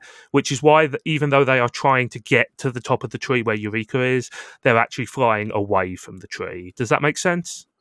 I think so. I look. I just interpret it as we got to get in space. Yeah, I mean that's what it is. But like they said like because the first time I was like, well, like you come up out of the earth by flying between the gap between the tree trunk and the hole, right? So therefore, you must by definition already be at the base of the tree. So why would you need to fly anywhere other than directly up? And the answer is because they can't fly into space from anywhere. They have to launch from a certain place. There. It's a look again. If you want to needle this, you could, but it's a mechanical way to create. I just wanted to point out that there is technically a reason for it there, but the actual reason is so we can be confronted by this vast army of antibody Coralians, right? And well, you think they were going to leave Nervash busted and broken in the final episode? Yes. Nah, man, we. We got one more card in the pocket. Yeah. I mean, we've got a series of like fun little sequences here. We've got the attack on the gecko with a lot of missiles and bombs and cool flying maneuvers. Again, just a chance for the animators to flex a little. We have Holland from going all the way from pragmatic cynic to now being the never give up guy. Yes. We have Renton acknowledging Maurice as kind of like the leader of the pack, really, and Maurice giving him Eureka's hair clip. I did wonder what happened to that thing. It's a good bit because obviously, as we know by the end of this episode, right? And this is a goodbye of a sorts, right? Like to a certain extent, yeah. But it's also it's also like we have seen gradually, you know, the antagonism that Maurice held towards Renton has melted away over the last course of the last couple of episodes, and this is like the penultimate step in that, right? Yeah. Like this is an acknowledgement from Renton that Maurice is kind of his own person to be acknowledged and considered, and it's an acknowledgement from Maurice that Renton is the person who is really meant to be with Eureka. Yes, right there. And we get that because, of course, Renton does the thing that, you know, another thing I love from mecha, which is when the pilot makes a heartfelt demand of the inert machine. At least in this case, we know that the Nervash does have a personality. Oh yes, of course, right? But it's still, you know, it's great, right? You know, it's fantastic. Renton begs of the Nervash to, you know, that, you know, he needs to see Eureka, you know, that, you know, to rise one more time, and boy do we, in the form of freaking Nervash Type 0 Spec 3. I love this form of Nervash so much. It's such a good Super Saiyan form. Bulge Nervash. You know, yes, it's definitely like not expected, right? Because, you know, Nervash has technically gone through a couple of revisions at this point, but they've all been quite frankly interchangeable. Like, you could put Nervash specs like 0 through 2 like next to each other, absolutely. and I don't think I could tell you the difference. But Spec 3 makes it very obvious. I love how kind of like low-key menacing it looks, right? With like the one glowing eye, right? The you know, kind of the almost like, again, obviously for podcast listeners, right? The Nervash Type 0 Spec 3 looks much more like the proto. It looks like it's made 100% of archetype now. Exactly, right? The proto archetype forms, right? It's white and green. It looks much more biological, right? Like it looks fleshy, yeah. Yes, like they put skin on the skeleton. Very amusingly, it also looks a lot like a Zamd. Yeah, like, you know, I love that Nervash Type 0 Spec 3 almost doesn't even look like a Kawamori design. It almost looks more like a Shigeto Koyama design. Who you may know from, you know, such luminaries like Darling in the Franxx and Captain Earth. I swear, Shigeto Koyama has a great track record. He's done a lot of good stuff too. He even worked on Eureka 7. You know, he also did Hero Man, and I do think that this form looks a bit like Hero Man at some point. I think that is what it reminded me of. The like the big kind of blobby forearms. Like chunky, like vaguely Superman looking. Yeah. Yes. But for anybody who has not seen Zamd Lost Memories, which was the show Bones made directly after this show, which is no one. It really looks like that. Yes. I do like, you know, I cannot help but sort of love the Spec 3's, you know, that one panning shot of it standing on top of the gecko, and you think, oh, we're about to do a gunbuster, but instead it's doing this like kind of like it does a sassy zesty hands on hit look, and that's great. And then you get the double punchline of, oh, it's because Renton's posing like that because this is also a G Gundam. I mean, it's more even like it's beyond even that. It is a full-on motion capture mech. Yeah, exactly. It is. I like that. You know, I like that it is so exotic that it has a completely different method of piloting. You know, it's almost less a mech and more power armor at this point, right? And you know, it has a 360-degree cockpit. It has, as we will see in just a moment, it is so super robot. It even has a chest blaster. Yes, this is when Eureka 7 fully embraces the super robot, right? Like you even get the, like, again, obviously, you know, I don't think Gunbuster invents it, right? But it even does that style of like laser that, like, you know, streams across an entire crowd of enemies, and then you get the like 1 billion circle explosions. I mean, that's a Yamato thing, right? Yes. You know, it's great. Shout outs to the insert song here, which is Niji by Denki Groove. By Denki Groove, yes. We have come Susurtot at home.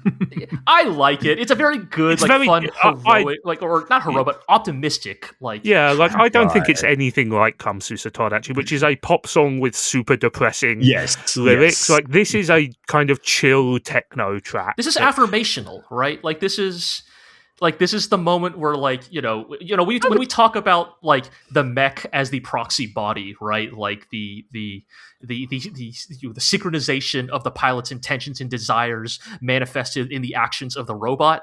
Like, this is what I'm talking about, man. This shit right here. Even Renton's super cheesy "I can fly" bit. Like, it's almost.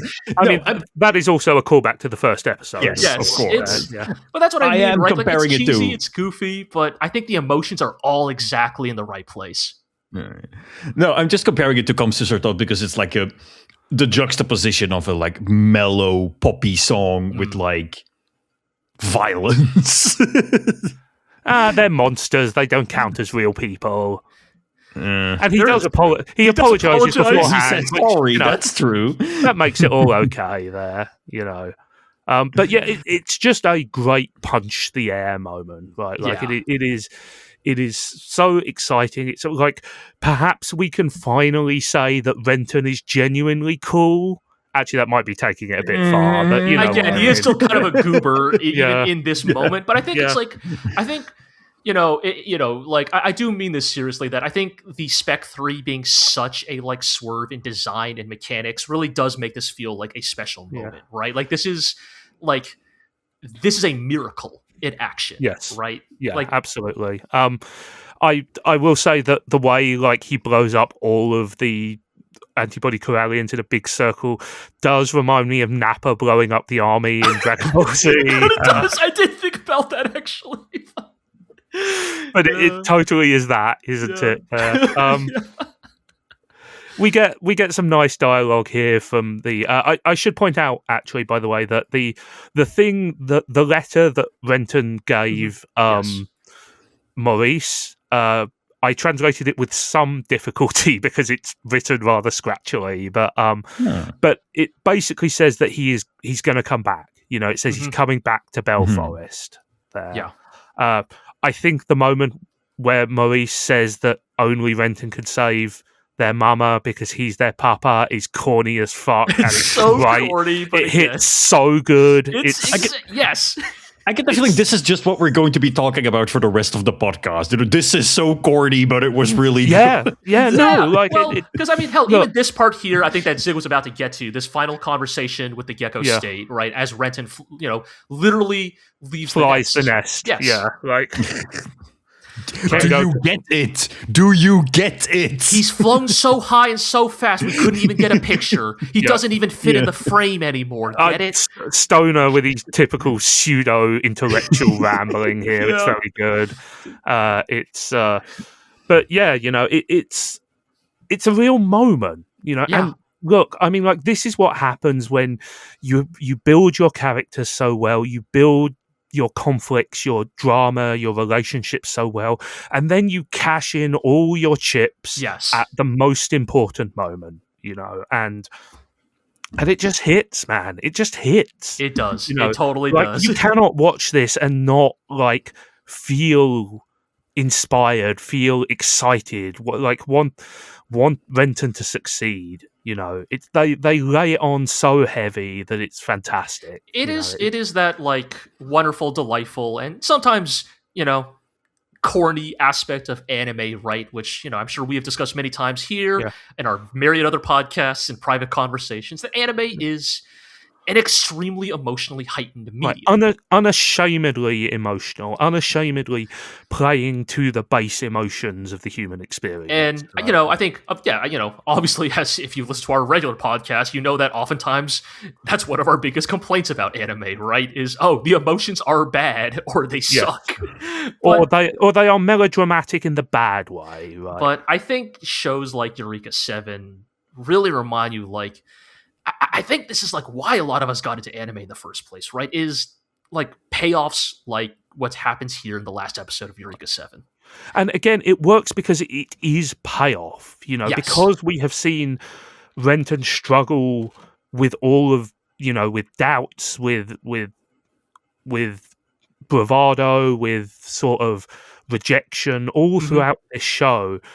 It's so much, the triumph is so much sweeter, right? Like the moments when he has been able to pull it together, and that's not just this moment. There have been other points like this throughout the show, but when he has finally gotten his shit together and stepped out, it really is exciting and heartwarming and inspirational, and this is that to the nth degree.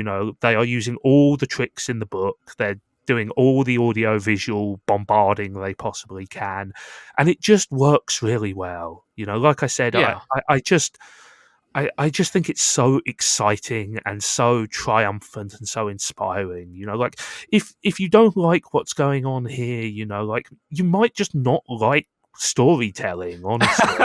There we go. These are the hot takes I needed to hear. Yeah, here. No, I mean, because I do agree with you, right? Because obviously, this is the thing, right? Like Eureka 7 is again the big feelings show, right? And I think it is, if ever there were gonna hot takes going to start flying about Eureka 7, this is where it happens. Yes, absolutely. But we do still have the little matter of saving the world to attend to. So there's some more very Ava coded imagery here. Definitely some AT field stuff going on when it attacks the orb. It doesn't have a name. It's just the orb. One note I made here. I think I get why they did it, because it's probably how the audience remembers as well. But it's super funny that Renton's flashbacks to Eureka are coded by hairstyle. Like, yes, it's so funny that his memories can be divided into 3 equal groups, and those groups are her 3 distinct hairstyles. Yes, the different Eureka mother, Eureka daughter, Eureka crone. Yes, the 3 faces of Eureka. It's and yeah, in perhaps the biggest twist of all, this show ends on the moon from Majora's Mask. Yeah, I mean, I do like this decision, right? Where I mean, obviously we have our little, we have our fun with Spec 3 obliterating the antibody Coralians, but this final confrontation, right, is well, it's not even a confrontation; it's a conversation. Yeah, it's. I mean, like, the only way this show could realistically end was in an affirmation between Renton and Eureka, right? And all along, I mean, the thing I say here is that, like, Renton doesn't say a huge amount here, but it is a summary of, it is a fusion of the 2 major themes of the show, right? The love for the planet, the love for life and existence, for nature, and for, the wonder of the world that we live in.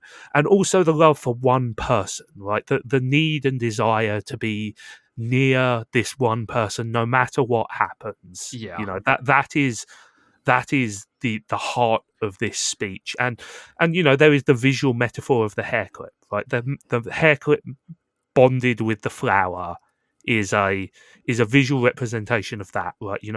Like nature and wholeness and love all united in perfect harmony. Yeah, I don't know. Like, how did you guys feel about this scene? Because that's all I could really say about it. Aqua, you want to go first? Because I don't want to just once again be like, yeah, I really like this stuff. I get it. You found it a little underwhelming? No. Aqua, Heart of Stone confirmed. Come on, give it to us. I mean, give us those hot takes. No, that's the thing. I'm going to sound like a broken record here because we talked about this last time. I just don't particularly care about stories about how romantic love is the superior form of all redeeming positive force in life and is the thing that matters the most. And I know that that's not necessarily what they're going for here, but also they engrave a heart on the moon, man. Hell yeah, they do. Sorry, you will not convince me that the heart on the moon is not great. It's so so good. good. No, it is. It is great, but it is great. Quotation marks. I think on some level, maybe what we're okay. If we're trying to be more fair here, maybe what we were getting at here is that there is a spectrum in terms of how much one's personal tolerance for a certain degree of camp and earnestness, right? Like this is a very schmaltzy ending. Yes, like that the idea that like the culmination of Renton and Eureka's love is in the form of shooting a big heart at the moon with their names inscribed on it is like, it's so corny. I mean, even saying it out loud, like I'm starting to get like hot under the collar. I'm like, wait, is this show good? This show has been cheesy, but it's never been this cheesy. And What's again, more romantic than vandalism?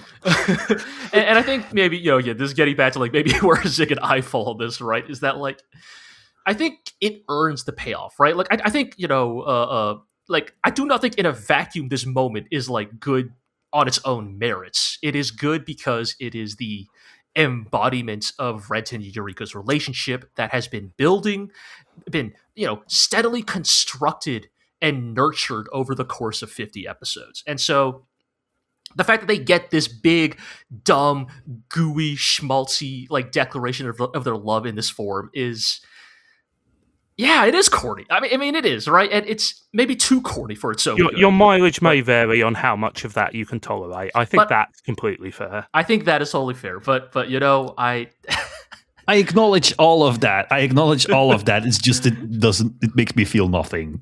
Like it's. This is makes me feel like I can like academically appreciate how these characters have developed and come so far, but I don't think I will ever be able to like experience or relate to I want to carve our names into the moon. Here's the okay, to be clear, I would never do this either, right? Like I don't think this is necessarily a like I might. Sure, okay, fine, fair.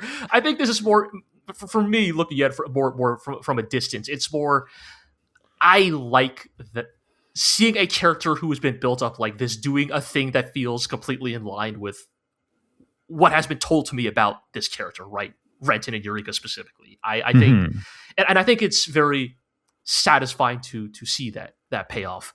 I'm also afraid because the way you're talking, Aqua, Zigg, I'm scared. Aqua might be a Eureka 7 movie liker. If what? Well, we'll see. We'll see. Depending, based on certain statements being made right now about the end. No. Let me get this clear. I think this is how the show should have ended. But you cannot expect me to be like, hell yeah, man! Like wiping the tears from my eyes, pumping the sky. Like, but that's just not the kind of person you are, right? And I think that's fine. Yeah. I mean, like, I think, this feels a little unbalanced because G and I are that kind of person, yes. So, and, I think like in a slightly less rah-rah sense, I think that this ending, like I said, I think thematically unites the ideas of the show, and that is why it is so strong. Also, it's worth pointing out, in the moment that he makes this speech, the promise from Renton is not, we're going to have an awesome life together. It's, I'm happy to be absorbed into a giant living plant with you. Like, he thinks what he's saying is, I will stay with you inside this weird psychic prison forever, which, that's a choice. Yeah, it is a sacrifice that, it is a sacrifice that is eventually revealed he does not have to make, but in the moment, it is a sacrifice he is ready to make for Eureka. Yeah. I'd forgotten, like, quite how much of this ending involves Renton repudiating humanity, basically. Yes, I kind of love that, honestly. Like, because, this whole show has been about, can the Coralians and humans ever actually, come together? Can they, And we'll go back to that in a second, but... Right, like, and I do sort of like this idea that what Renton says here in this speech, that, like, if Eureka is willing to abandon her Coralian identity, then Renton is happy to abandon his human identity, right? Like if that is what it takes for like mutual existence, that they are willing to make it. But you do that kind of thing because you like humanity, right? Because you want to live together with.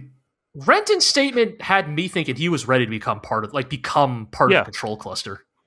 Yeah, I mean, like, I think the distinction here is that Renton wants to be with Eureka no matter, like, a lot of this show has been dedicated to agonizing about, like, is Eureka like us? Can she feel like we feel? Is she human or Coralian? What line does she ultimately come down on? And I think what Renton is saying here is that none of that matters anymore. Yes. He wants to be with her and he doesn't care where she goes or what she does. He will go with her. If that means they're going to get absorbed into a big plan, so be it. But that is the only thing he cares about is staying with her and supporting her. And that's it's not necessarily that Renton is against humanity or the scub coral or anything in this situation.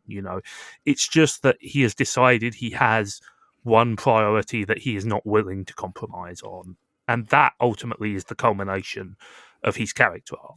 Is realizing that he had, the feelings he has for Eureka means that he wants to spend the rest of his life with her. Now, that life may be measured in about 30 seconds if what happens doesn't happen. Right. Yeah. But I think there's still a difference between I want to spend the rest of my life with you and I want to spend the rest of my life with you at the expense of everything else. Well, it's not. I mean, like, we are in a very heightened situation of emotion here, right? Like, he doesn't necessarily have the choice of the luxury of choosing at this point.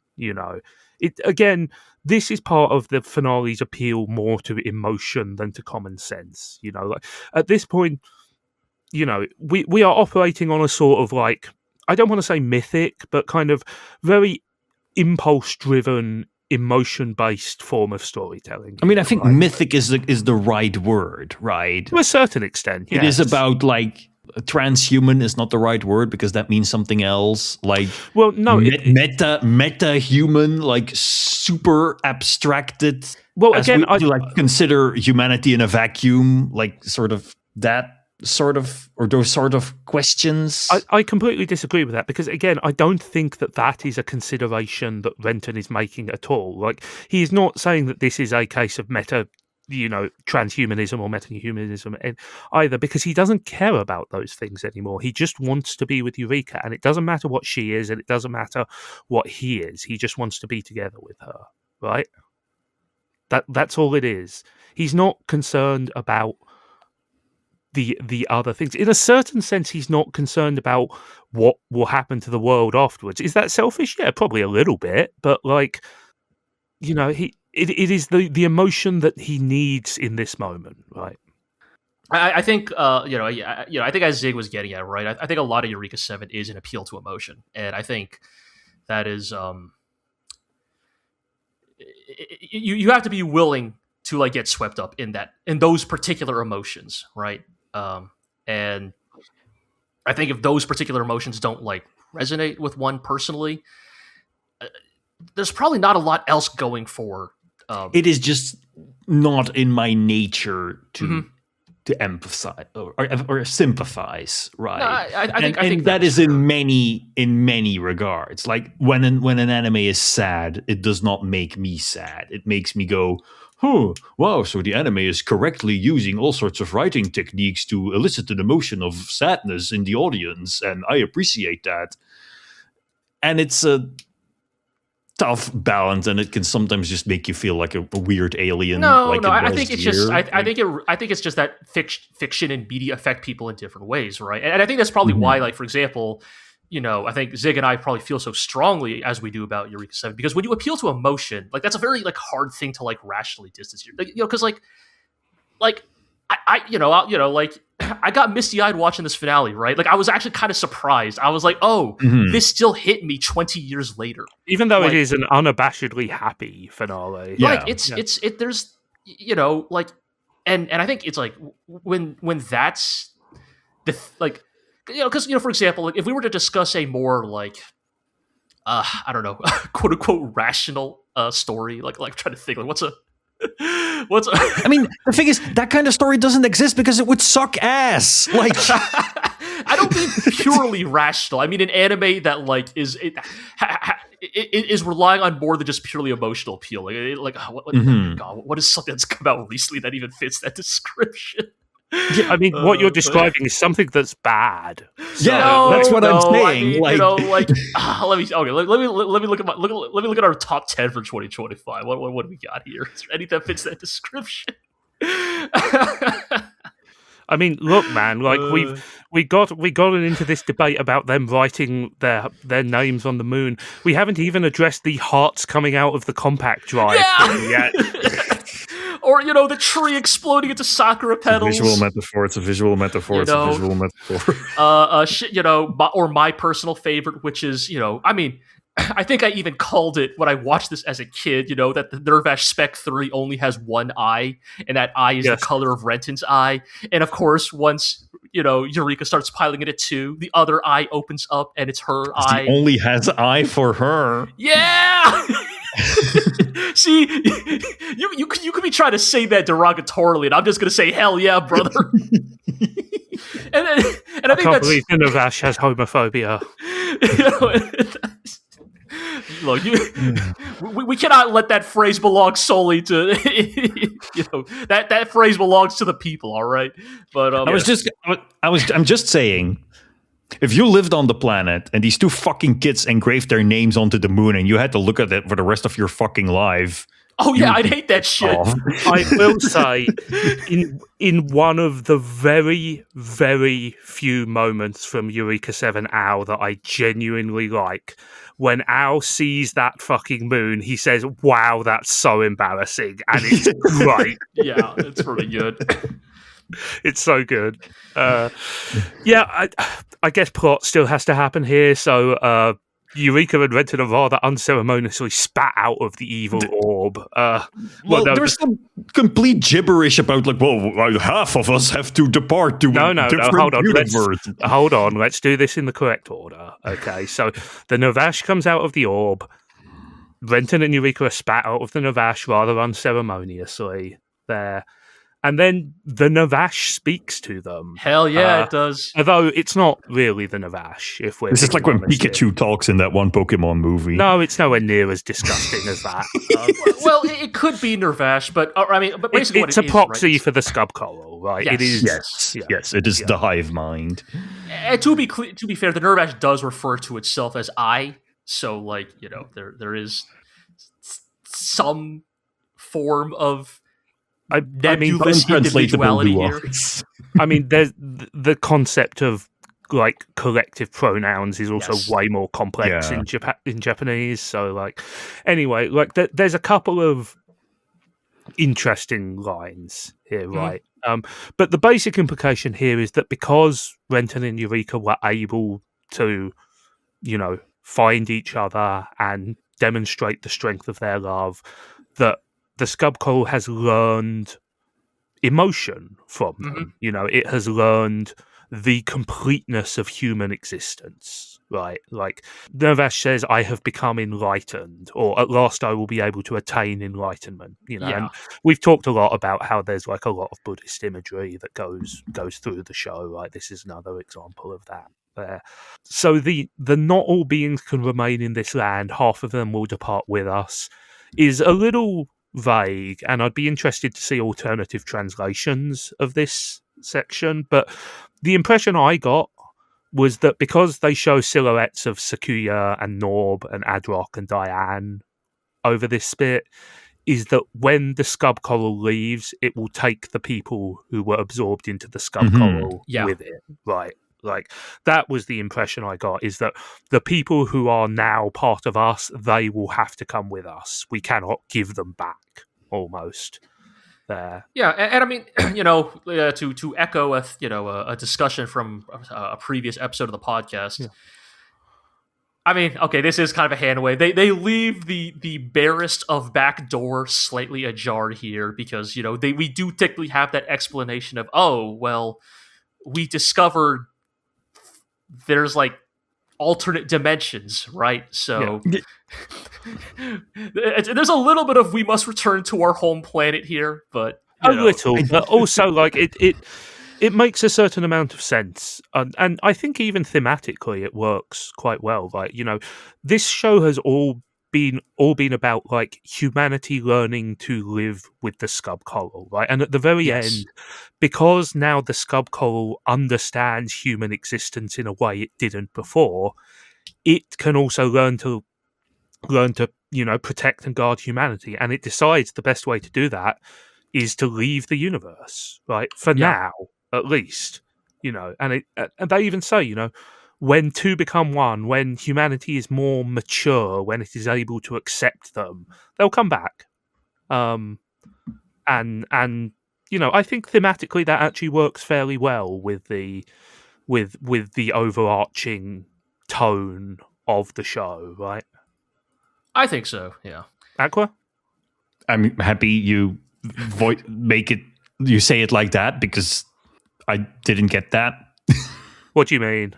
I think I just sort of misinterpreted the ending in a way. So what did you think was happening here then? What did you think that the coral was saying? I don't know. I think the idea was like, we will create many different realities, and then eventually there will be a reality in which we can live together in harmony.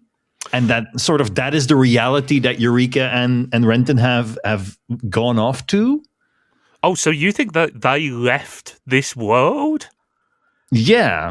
I strongly disagree with that. I mean, sure. I think, to me, the implication was always, and this is supported by what Gonzi says, as we will talk about in a moment, mm-hmm. By the visuals as well, I think, is that the scub coral is leaving Earth. Mm-hmm. Right? We see the green orbs depart, right? And we see like the lumps of land flying into the sky, and the impression I got from this scene is that the scub coral recognizes that humanity is not ready to live alongside the scub coral in perfect harmony, in the way that in the only way that both of them could exist side by side, and so it is leaving this universe, it is leaving this world, but it'll be back one day, as they say. One day they will return, and perhaps humanity will be better, and so the idea is that Renton and Eureka are the vanguard of a new, better generation of humanity to kind of like to work towards a society, a world where the scub coral can return and live alongside humanity fully and freely this time. This makes me wonder if, like, because they want to keep ambiguous whether Renton and Eureka actually come back to Earth. No, they're definitely back to Earth. Oh, okay. I mean, their last lines in the show are Eureka says, "Renton, let's go home," and Renton says, "Yes, to our planet." That's pretty unambiguous to me. Yeah. Also, they're falling into Earth's orbit. Yes, So it's yeah. I mean, like, to me, I have never entertained the theory that Renton and Eureka did not come back, and in fact, again, I don't want to call forward too much, but canon supports the fact that they both eventually returned to Bell Forest. But no, I that's an interesting interpretation to me, because no, it's just wrong. Like, I mean, there are no wrong interpretations, right? Like, but no, I think that tonally affects. I think that affects the tone of this ending very majorly, right? But no, all I can say is that even when I was younger and I did not examine this ending in such a analytical and dedicated way, it never occurred to me that Renton and Eureka left existence with the scub coral, because the whole speech that the Nervash gives them is about how the scub is leaving and they must stay, yeah, and the scub is departing with themselves and the people they took, but they are leaving Earth to humanity, basically.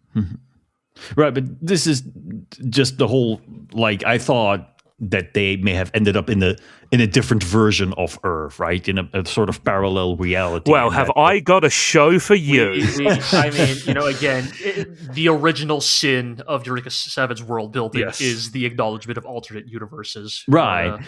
And that's because I see that epilogue, right? And I think, why would you tell an epilogue like this if you don't want it to be ambiguous whether they return or not? Well, I think.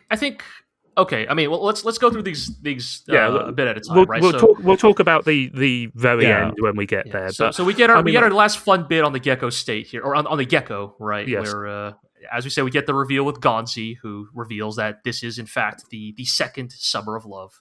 Right? Well, I mean, we've heard those phrases bandied about all along, mostly to refer to like horribly destructive calamities, right?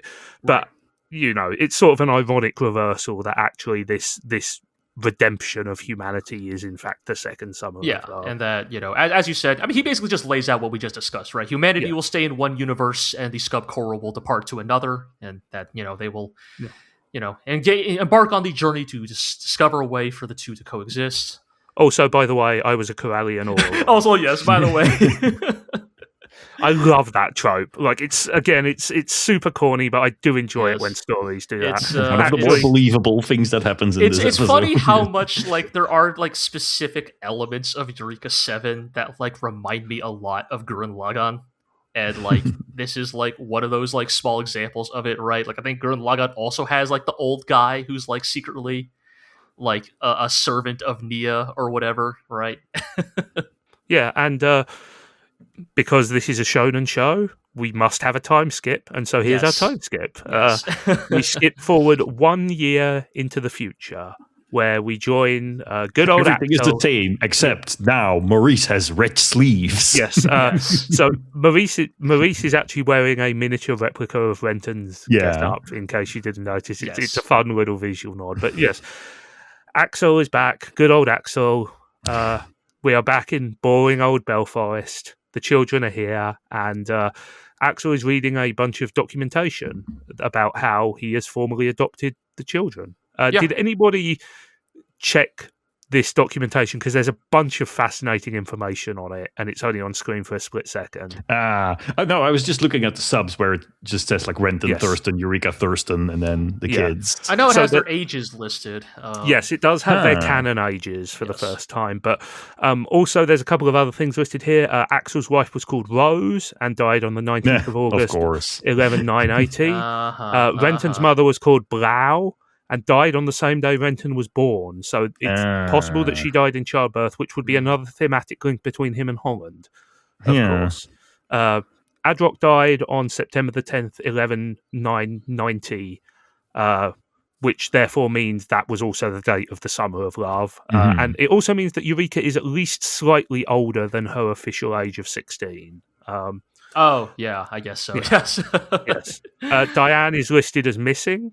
No other details. Sure. Renton's birthday is on the 28th of February, 11990, and so he and Eureka are 16 when the show ends, because we have had a 1 year time skip. And the current date, presumably, is 2nd of April, 12006, because presumably this is the day that Axel has officially adopted the children into the family. And as you mentioned, it does also list their canon ages. Maurice is 7, Mater is 6, Link is 5. And of course, they're all 1 year older because we've had a time skip anyway. But yeah, this is just kind of like a tone poem to finish, right? It's it's a nice epilogue. I do like, when I say that, like, that this finale gets me like misty eyed, like it's actually like this segment here that really gets me. I remember this epilogue more strongly than anything else that happens. It's kind of funny how that works, right?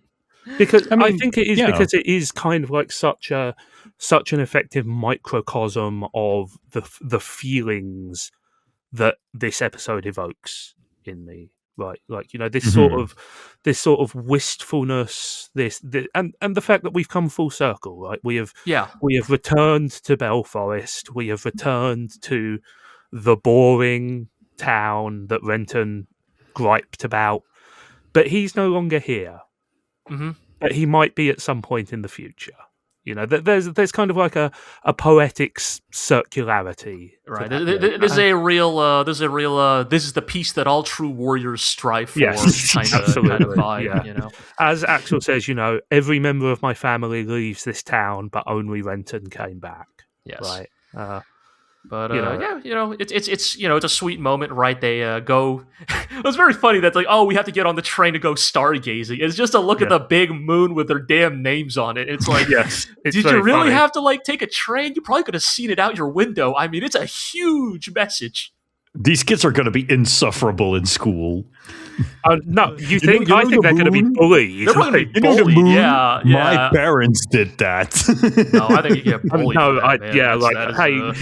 Your dumbass parents ruined our moon, motherfuckers. Yeah. It's you know, this is up there with Roshi, you know, for like notable desecrations of the moon in anime. Don't worry, it was fixed somehow. Yes.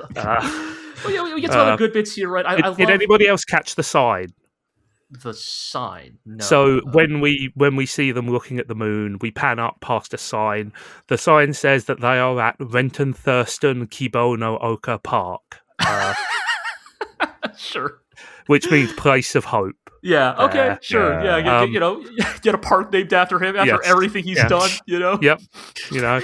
And you know, I like the implication here that we are literally back where we began, right? We are on the hills outside Belforest, where Renton was griping about how he could have board and do a cutback drop turn like a little bitch. And you know, we get a little brief shot of Dominic, Anemone, and Gulliver. A very sweet little bit, you know, off on their own journey. This also, funnily enough, reminds me of a different, you know, mecha anime, right? Where the shot here is like strikingly, and there's a little bit of overlap here, right? Yeah. But this shot, you know, of Anemone and Dominic looking at the moon from their bike in front of a tent, strikingly similar to the epilogue shot of Captain Mask and his girlfriend in Gundam Reconquista and G. See, I would say it might be a deliberate homage, except for the fact that I know that Tomino has never seen another anime that he didn't make in his entire life. Of course, clearly not. Yes, just but I was just like, oh wow, there's a bizarre because even the framing of the shots are similar. Like at the G-Reco one is more zoomed in, but sometimes you just want a classical composition, right? Also, that's not true. We know for a fact that Tomino watched the Evangelion. Yes, because he's going to surpass it. Right? Yes, because he's going to destroy it. Yes, you know, he will destroy Ava. Yes, I like to imagine that in this scene, Anemone is going, well, Eureka got her name written on the moon. What the fuck are you going to do for me? Yeah, exactly. You know, got to have a little. I like more than anything else. I like how there is no dialogue in this ending. Yeah. Right, well, I mean, you know, other than the final like prayer from or wish, but for like the last 30 seconds or so of the episode, right? Like it's just over the hills and far away somewhere is Renton and Eureka. Yeah, I actually do want to give a brief shout out here because this track, the track that plays here at the very ending, has been played multiple times, but this is kind of where it matters the most because the track is actually called "To Wish Upon a Star." Yes. So I do like the payoff on this, right? Where the last spoken lines is Axel, you know, wishing that Renton and Eureka, you know, return home, right? Return to their family, return to their home.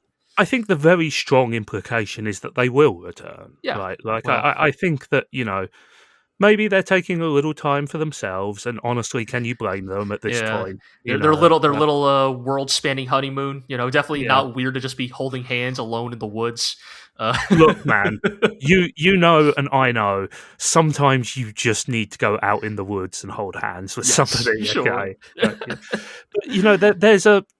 I don't know what it is. There's sort of like an unspoken air of peace and fulfillment about this ending. Yeah, right? I really love the final shot here. You know, they're out there somewhere. Where doesn't matter. Yes, you know, why doesn't matter, but they're together, and that's what's important. It's very sweet. It's again, even a little melancholy, right? Like, especially because, I think when both you and I first watched Eureka 7 for the first time, Eureka 7 was all there was to Eureka 7. And this was like a really evocative but also ambiguous ending, right? Well, it's open-ended, right? Yes, I think what this ending tells me, like me, the viewer, is that what happened next doesn't really matter. Right, like it doesn't matter. Like we don't even see Renton and Eureka in much detail. They're represented by the blinking lights. We only see them as silhouettes and Eureka's wings. And the answer is, like I said, it doesn't matter because they're out there somewhere and they're together. And like I said, the implication I always got was very strongly that they will return. That they will come back. And whether they are out there doing something, working on some task or something, or whether they're just chilling. That this is not a case where they are gone forever. That they will be back. That's always what I took from this ending. Mm-hmm. And I think it's cute that everybody says the end at the end instead of to be continued, like the other episode. And that's it. That's Symphonic Psalms of Planets Eureka 7. What a show, man. What a show. So, I mean, like, we're not going to go too long on this because this is already a long podcast, but like, as a complete work, I'm going to turn to you, Aqua, first, have you enjoyed your experience with the show? Oh, absolutely. Yeah, I think let's reiterate a couple of the points we've made throughout this podcast. It's a great example of using the full year length of an anime to tell a story that slowly develops over time, that focuses on different characters. It is a great example of the strengths of anime, the emotional honesty, the melodrama, even if it doesn't always gel with me personally. I think it's still used efficiently. It is a great combination of like science fiction spectacle and the more personal sort of coming of age drama that the medium is also known for. So I think it's overall a great example of of what anime had sort of cemented into as a art form on its own, right? It is sort of the conclusion of what anime had become, and a sort of cementing of its core tropes and tenets, starting out with like the simple children's entertainment of the 60s and 70s, going into the like animes for grown-ups of the 80s and 90s, flying past the sort of we can use anime to tell, serious stories while also being popcorn entertainment of a Gundam. We can flying past the, you can use anime to sell to, do a sort of deeper psychological evaluation using science fiction tropes of something like Evangelion, and cementing all of that into what is basically a good example of like what is anime, right? When someone asks me, it's like, what is anime? What makes it different from Western cartoons or even Western media or just other media in general? Like what are the things that draw people towards them, towards it? And I think the shallow answer to this is hype moments and aura farming. But I think even those hype moments and aura farming, of which you do have some in Eureka 7, of course, talk like betray this sort of idea of like care, right? The care, honesty, emotional realness that this show is a great example of. Maybe not always in the positive sense. Like I think occasionally towards the end, the show maybe repeats itself a little bit in like, Renton and Eureka are feeling down and they have to cheer each other up again. And then they're feeling down and they cheer each other up again. And there's also, the whole women be shopping thing that we've been talking about. But I think in general, it beautifully, I think, shows off what draws so many people to anime, what they can't really find in other forms of art. Yeah, I think that's a very nuanced take on it, and I think, as you say, there is a reason that this show has consistently, ever since it first aired, been recommended as a good gateway anime. You will find Eureka 7 very often on list of shows I should use to get people into anime, or more specifically into mecha in a certain way. I'm going to ask another question which might be a little bit trickier, which is, how do you feel the show compared to what you were expecting when we started this project? I think it's double, because on one hand, I had the sort of expectation that Eureka 7 was a far more fantasy-ish show, that it was sort of in the middle between fantasy and science fiction, that its world was a lot more alien, which is kind of weird to say because it is quite an alien world in the end. Yeah. And that it was more about that it was a lighter hearted show than what we eventually got. Because despite the fact that it is so sort of naive and almost childish, but not in a negative way, it's just a very like blithe way of looking at emotions. It is a show where like horrible things happen and quite tragic things happen, which I didn't expect. But on the other hand, this is also just kind of, like I said, this is what I've like. Eureka 7 to me is or already was before I watched it, was sort of like the quintessential 2000s era anime. Like when you think of what was anime like in that era, there's like Eureka 7 comes up because of a couple of things, right? It was a Bones show. Bones were like huge at that point. It's a mecha show. This was the era of the original mecha anime. And like at the end of it all, like I said, this is a perfect summation of what anime is. So in a way, it did kind of meet my expectations in the end, by being a very specific, like capturing the vibe and the spirit of a specific era. Because I think the show is sort of still inextricably linked with like the 2006, 2005, 2006 moment, while at the same time also being sort of a timeless representative of the medium as a whole. Yes, and, I agree with almost everything you said there, and I think perhaps just to home in on one point is that perhaps the impression that you got of this show as being slightly more light-hearted than it eventually turned out being is because, I think the casual one-sentence précis on Eureka 7 is that it is famous for its sort of freewheeling spirit, it's surfer culture, it's very sort of loose and sense of adventure almost. And I think that obviously the show does display that in many cases. I think that obviously, as you get more into the story itself, the darkness begins to creep around the edges, but I don't think that this show is ever dark for the sake of being dark. I think it is in almost every circumstance, its darkness is as a function of the story it wishes to tell. But, from the sounds of it, you enjoyed it, and I hope that was the case, obviously. Absolutely. And Absolutely. I am glad that this experience was enjoyable for you, obviously. G, obviously, you and to a certain extent, I had a very different perspective on the show because we, there were no mysteries. We know what's going to happen. Right.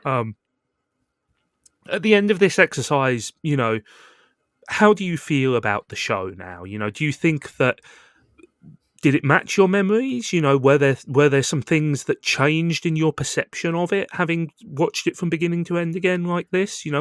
Where do you sit on it now that we are at the end of this project?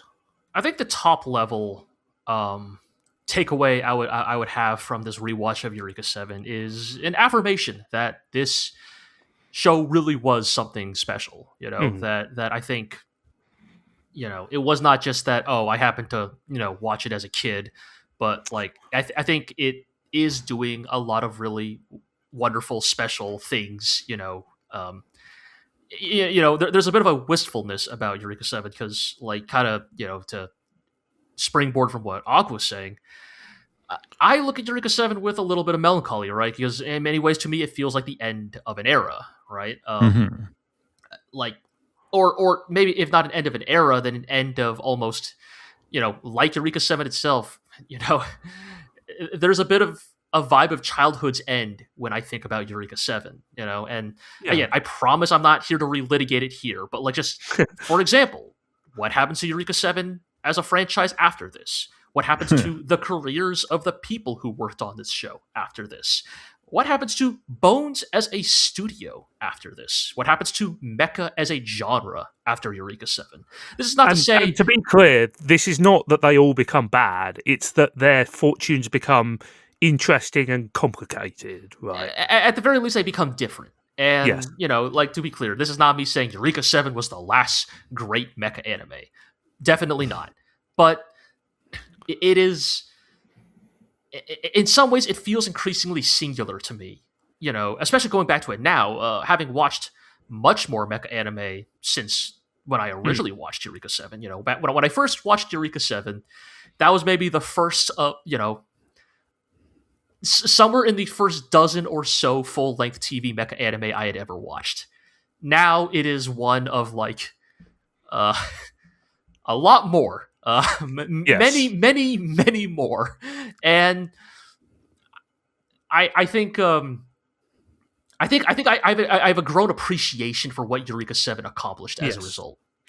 I think I share your feeling about that, and I think that's because in some senses the experience resonates with the themes, right? This is a show about growing up and losing your innocence to a certain extent, and in that sense, having watched it at the beginning of your interest in the hobby, as you and I did, it's very hard not to associate it some way thematically along that same axis, right? Like, this is a show about childhood's end and, the sweetness and bitterness of becoming an adult. And it's hard not to map that onto your own life in some senses. I think that's one of the things which makes the show so strong, that it is relatable.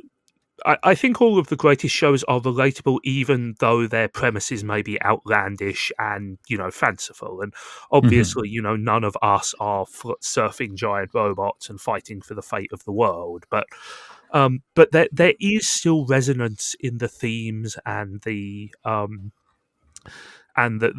situations that our characters go through. I think. And it's difficult to say, because obviously we are all men, and this is a show that primarily takes place from a male viewpoint. But personally, I have always connected with Renton very deeply, as somebody who grew up in a small town, frustrated at the boredom and stagnation that I saw around me. There was a very strong sort of resonance with the character for me. Yeah, I would definitely echo that. I would say, my background is definitely not that similar to Renton's, but I think it more speaks to, we often joke a lot about, all right, another isekai with a self-insert protagonist and blah, blah, blah, right? But I think Renton is actually like a really good example of how to make a relatable protagonist without feeling like overly fine-tuned for its audience. Right. I mean, it does help that the show is unafraid to depict that he unambiguously sucks a lot of the time. Yeah, as well. and I think, like, because that's good. Like, because I remember, well, it is vital to the growth of his character, right? Because I remember as a kid being annoyed by Renton, and I didn't maybe like crystallize it in the moment, but I look back now and I go, oh, I was annoyed at a version of myself. Yes. I mean, like, you said at the beginning of this, like, I talked a little in the first episode about, well, it was mostly in the second episode, but in the first, about how, like, contemporaneously the children were seen as an especially controversial inclusion. Yeah. I never particularly felt that way, and I think my feelings have been reinforced by watching this, that they are actually an incredibly integral part of the story, and you could not remove them without doing major surgery to the entire narrative. G, you've spoken several times about how your younger self was profoundly a Holland hater. I mean, here at the very end, have you? I mean, I asked this before, but have you revised your opinion? I think if anything has truly changed about my, I've been talking for the last few minutes about how this rewatch has been an affirmation of my feelings. I think if anything has truly changed this time, it is, I am now a shitty adult like Holland, and I see kinship in his behavior and actions. Even if I do not, necessarily condone them. Look, man, sometimes you just want to sit around in your underwear and watch TV. Yes, okay? I think, I would say Holland is, like, to be clear, even when I did not like Holland, I always recognized he was a good character. But I think this time I definitely have come away with a much better appreciation for at least what Holland represents in the story of Eureka 7. And I think his story of growth and, his overcoming his martyr complex. Does he really, though? Well, yeah. Really. He just sort of dodges it for long. You are right. Complex actually, is the end state. Yeah, actually, now they think about one of his last spoken lines in this show is, "I'll carry that weight, so never mind." Actually, maybe he didn't learn a thing. And maybe that's part of being an adult, right? Is coming to terms with who you are. You shit, cowboy. In the end, we all just yearn to be strapped into the torture robot to die for the children. There's a strange allure to that fantasy. Like as much as you joke, Aqua, you say that phrase and it activates a part of my brain that goes, "Yes, put me in." Look, you already gave us the "what do we yearn for but a good death" speech. So, look, I know we're going long. I'm going to say a few notes about what I discovered rewatching this show. I think, my memory of watching this show originally is all emotion. I remember excitement, I remember wistfulness, longing, humor, triumph, tragedy, and love. I remember all of those things. I think what I discovered when I returned to this show is that actually there's a lot more beneath the surface than that. There is much richer thematic, socio-political depth to the show. There is much more careful, considered character building. There is much more obviously adept storytelling. There is, and I think part of that is because now that I am much older, I am much more able to recognize the craft and the care which went into making moments that aroused those emotions, right? So if anything, I think that coming back to this show has actually made me think even more highly of it. And, you can say that's confirmation bias, obviously, but I think what I discovered coming back to it was a thematic richness that I was not aware of before, and I think when I remember this show from now on, I will remember it in much greater detail, in a much more thorough understanding of the things that it was trying to say and do. I think those memories will exist alongside the primal emotional ones because, that first experience of watching will always be a part of me. But I think one of my personal aims when starting this project was A, to discover if this show really was as good as I remembered, but B, to try and develop a greater understanding of why it was good and why it stuck with me so much. Yeah. And for me, at least, I think this process has helped in that. I love this show more than ever now. I'm not afraid to admit that. I still think this might be the best anime I've ever seen. I think it is wonderful. I love it so much. I think in the annals of I think on the short list of anime, one can rattle off as their favorite anime of all time. I think Eureka 7 is an extremely respectable choice.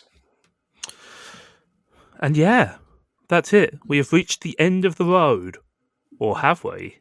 Let's talk a little about what we're going to do next. So We have obviously reached the end of Eureka 7, the TV show. That was the stated aim of this podcast, to rewatch Eureka 7. But we'd be a little remiss if we didn't dip into some of the expanded universe that has grown around the show in the years since. So we're going to do a couple of extra episodes, I think. Exact content not yet determined, but we've got a couple of ideas. So keep an eye on the feed. We're going to keep going for a couple of more, at least there. And next week in extra episode number 1, we are going to be reading the manga adaptation of Eureka 7. An interesting version that has some fairly significant plot differences, if my memory serves me correctly there. It will be interesting. Yeah. If the inspiration for Eureka 7 is any indication, that means that, like in the Evangelion manga, in this manga we will see Renton's penis. I'm looking forward to that. You can't say that on a podcast. Dude, that is too easy to clip out of context. I mean, would it being out of context be any worse than it being in context, honestly? You already saw him in his boxer shorts. Leave the poor kid alone. That's true. Anyway, yeah. At the end of the journey, I would like to thank, as always, my illustrious companions. Thank you very much, Aqua. You're welcome. Thank you as always, G. Always happy to be on. Indeed. Thank you, everyone, for listening. Thank you for commenting, for your likes, all your questions. They are much, much appreciated. Like I said, we're not going anywhere. Keep an eye open on various things. I'm going to skip all the usual plugs, but you know where to find us. You know what to do. Hit those like buttons and all that stuff. And one final thought. It turns out, in this messed up world, those crazy kids really did make it.